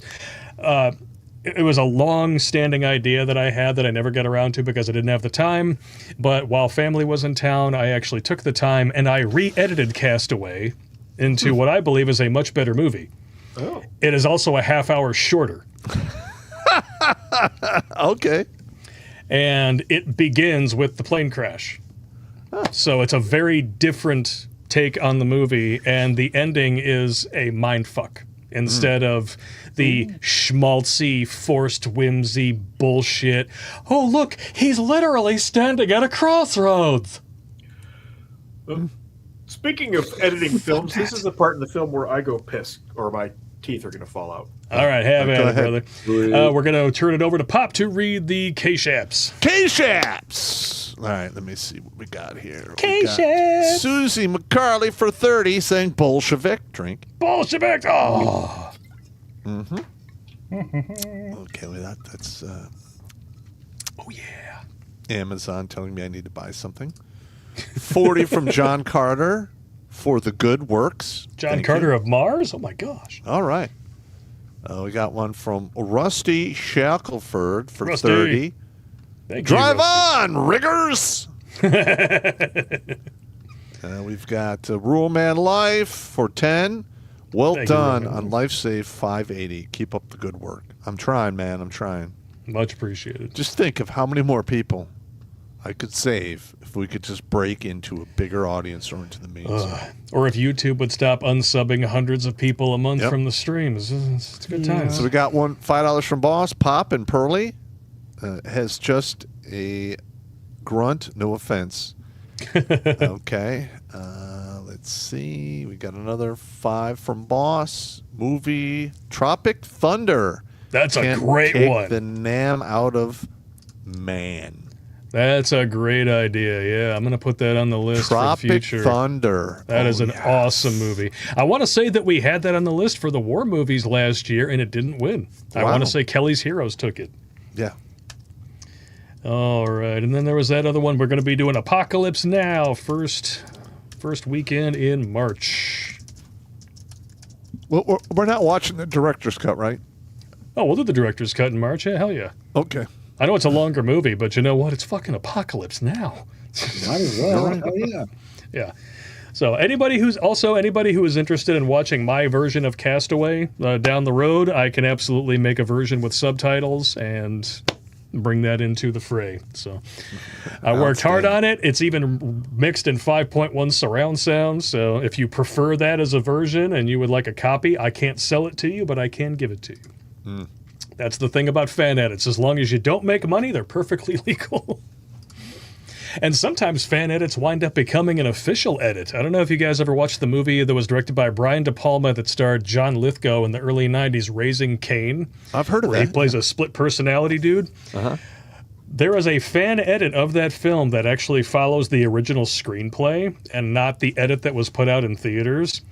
Brian De Palma saw it and preferred it. So when the movie was re-released on Blu-ray through Shout Factory, he included the fan edit as official canon. Wow! In that set. That's awesome. I thought that was great. That's good shit right there. It's like, wow, you one-upped me. Respect. All right, we'll put out your movie too. Awesome. I like it. Yeah. Good shit. All right, I think that does it for all of the chats. I don't want to leave while Dwarf is out pissing, in the bushes or whatever. the hell's He'll going be all on right. there. It won't break his heart. He'll be all right. There he is. What the happened? hell is that? What the hell is what? Oh, mead! Mead. This is my daughter moved to Iowa. Uh-huh. And when she was cleaning out her house, she's like, "Look, Dad, I still have a bottle of mead left from my graduation party, Dad." Nice. This is what's left, so I'm drinking this right now, and fuck you guys. All right. All right. I can respect that. All right. For those of you who are in the regiment, the movie night poll will be going live tonight after the stream. We've got 5 picks for this weekend's. We're doing chick flicks for dudes. We get to choose between High Fidelity from 2000, great movie. Murphy's Romance, another great movie from 1987. The Princess Bride, which is one that we've always wanted to watch on the show. I love that. The Ugly Stepsister from last year, which is a twisted take on the Cinderella story that's closer akin to the Grimm fairy tale. And one of my favorites, even though I can't stand the actors in it, but they're great in the movie, Zack and Miri Make a Porno. All right, if there's a tie, my vote is going to Princess Bride. You got it. I am going to agree with that. Well, Princess Bride is great. If Princess Bride doesn't win, I'm going to be shocked. If it ties, I'd be shocked too. If Zack and Miri and Princess Bride do tie, that's also going to be pretty crazy. But we'll just watch that one another week. If we have a tie, we'll always either do it. We can do a tie-breaking vote for what goes on that week, and then we can always shift that one down the road. I'm going to rub your noses in this. This is a 3.5-year-old mead. I hate.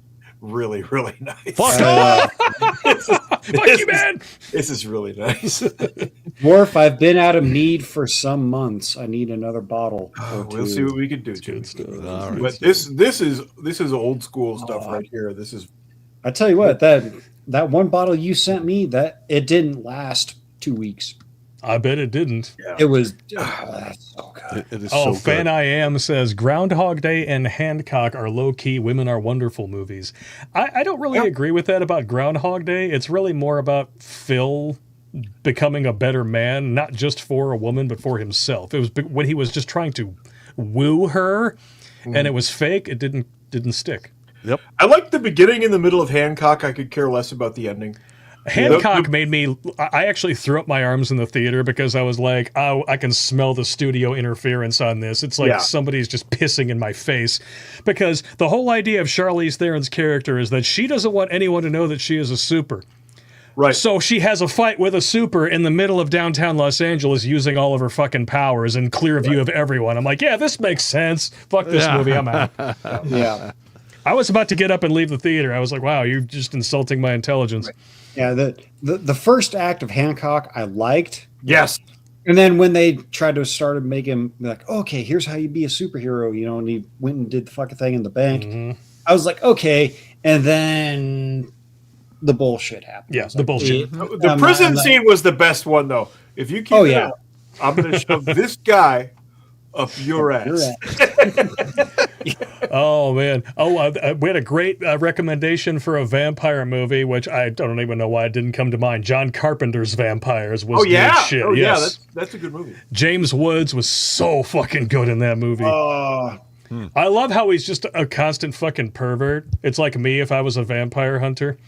You know, he gets the cross and he's taunting the dude. He's like, give me the cross. What, this cross? All right, I just got one question for you. After 600 years, how's that dick working? Pretty good? And then when he's beating the shit out of the priest, hey, Father, when I was kicking your ass back there, you get a little wood? What? Why would it? Oh, it's just so weird. Strange that would character. Oh, God, that would be a good movie. It's a very good movie. I love that movie. MGTOW Mando, Sabaton's song, The Winged Hussars, is literal meme bait. It's winged hussars. Alucard says, permission to use my famous super chat. What, No. zinc noodles and Amy Horton words? No, I think we're good without that tonight. Please, no. Please. We've had to deal with enough modernity. Oh, my God. All right, that does it for tonight. Thank y'all for sticking with us, ladies and jelly spoons. And remember that Give, Send, Go is pinned in the chats over on YouTube, Rumble, Odyssey, and MGTOW.tv. If you can help a brother out getting blindsided by divorce in his years, he's got a $5,000 goal and currently only has $365. So $1 for every day of the year won't even get you ramen noodles anymore. Nope. All right, I'm going to turn it over to Jimmy. Final words. I got nothing. But, I got nothing. I got nothing, but I will drink to number 580. Read Into the Night. Drinking on that. Hell yeah. And that's all I got. Also, disregard the dick bones sticking out of the hammock. No dick bones in the hammock, bro. Kampfschwerg. Final words. 580, welcome to the regiment, man. We got some stuff lined up for you. There's going to be a whole bunch of new shows. There's going to be a couple of surprises here and there, and we're looking at Pop Faces Trivia Night. So yes, it should be a good trivia night. Pop doesn't remember half of the shit that comes out of his own mouth, so I'd love to see him just answer the question. That's the best part of it. Yeah. Listen, man. You know, you get blown up and you get lost in your own mind. Yeah. Things happen. All right, Popster, you know what time it is. Safety briefing. All right, everybody. Don't drink and drive. Don't drink and swim. It's not going to work out for you. If you absolutely must fornicate, wear a condom, take it with you, or flush it down the toilet. Watch it go all the way down. Why? Women are sneaky bitches, and child support does last 18 to 21 years. Rack up, pack up, and stack up. Travel in numbers and roll deep, especially today, because shit is fucking crazy. Maintain your situational awareness, because if you're going to be attacked, something in your environment will have changed, and it's up to you to see it. And last but not least, I'm sick and tired of throwing you dudes in the dirt because you're taking a permanent solution to a temporary problem. You have no idea what the future holds for you, and it could literally change on a dime, so you need to stay in the fight. And if everything else fails, live at a motherfucking spite. And always remember, Uncle Pop is here cheering for you, for all of your victories, even the ones you can never tell anyone about. Boom, beer me. All right, and as always, don't add to the population, don't subtract from the population, don't wind up in the hospital, cemetery, or jail. And if you do wind up in jail, establish dominance quickly. And if you have a sock, put some soap in it and beat away these crazy bitches. And that way, if they don't have soap, they can't wash their pussy in the sink, back or front. Good times. All right, I'll see you guys at the movie night on Sunday, and enjoy yourself on Friday the 13th. Watch some Jason movies and drink some whiskey. That's what I'm going to be doing. Yeah, it is Friday the 13th. Oh, shit. Hell yeah. That's right. And because it's February, that means we have another one next You month. should be watching Knights Templar movies. That's when the freaking Knights Templar were slaughtered by the French Pope. Yep. There you go. Okay. Your last-minute history lesson from the dwarf. There you go. Take it easy, guys. Take it easy.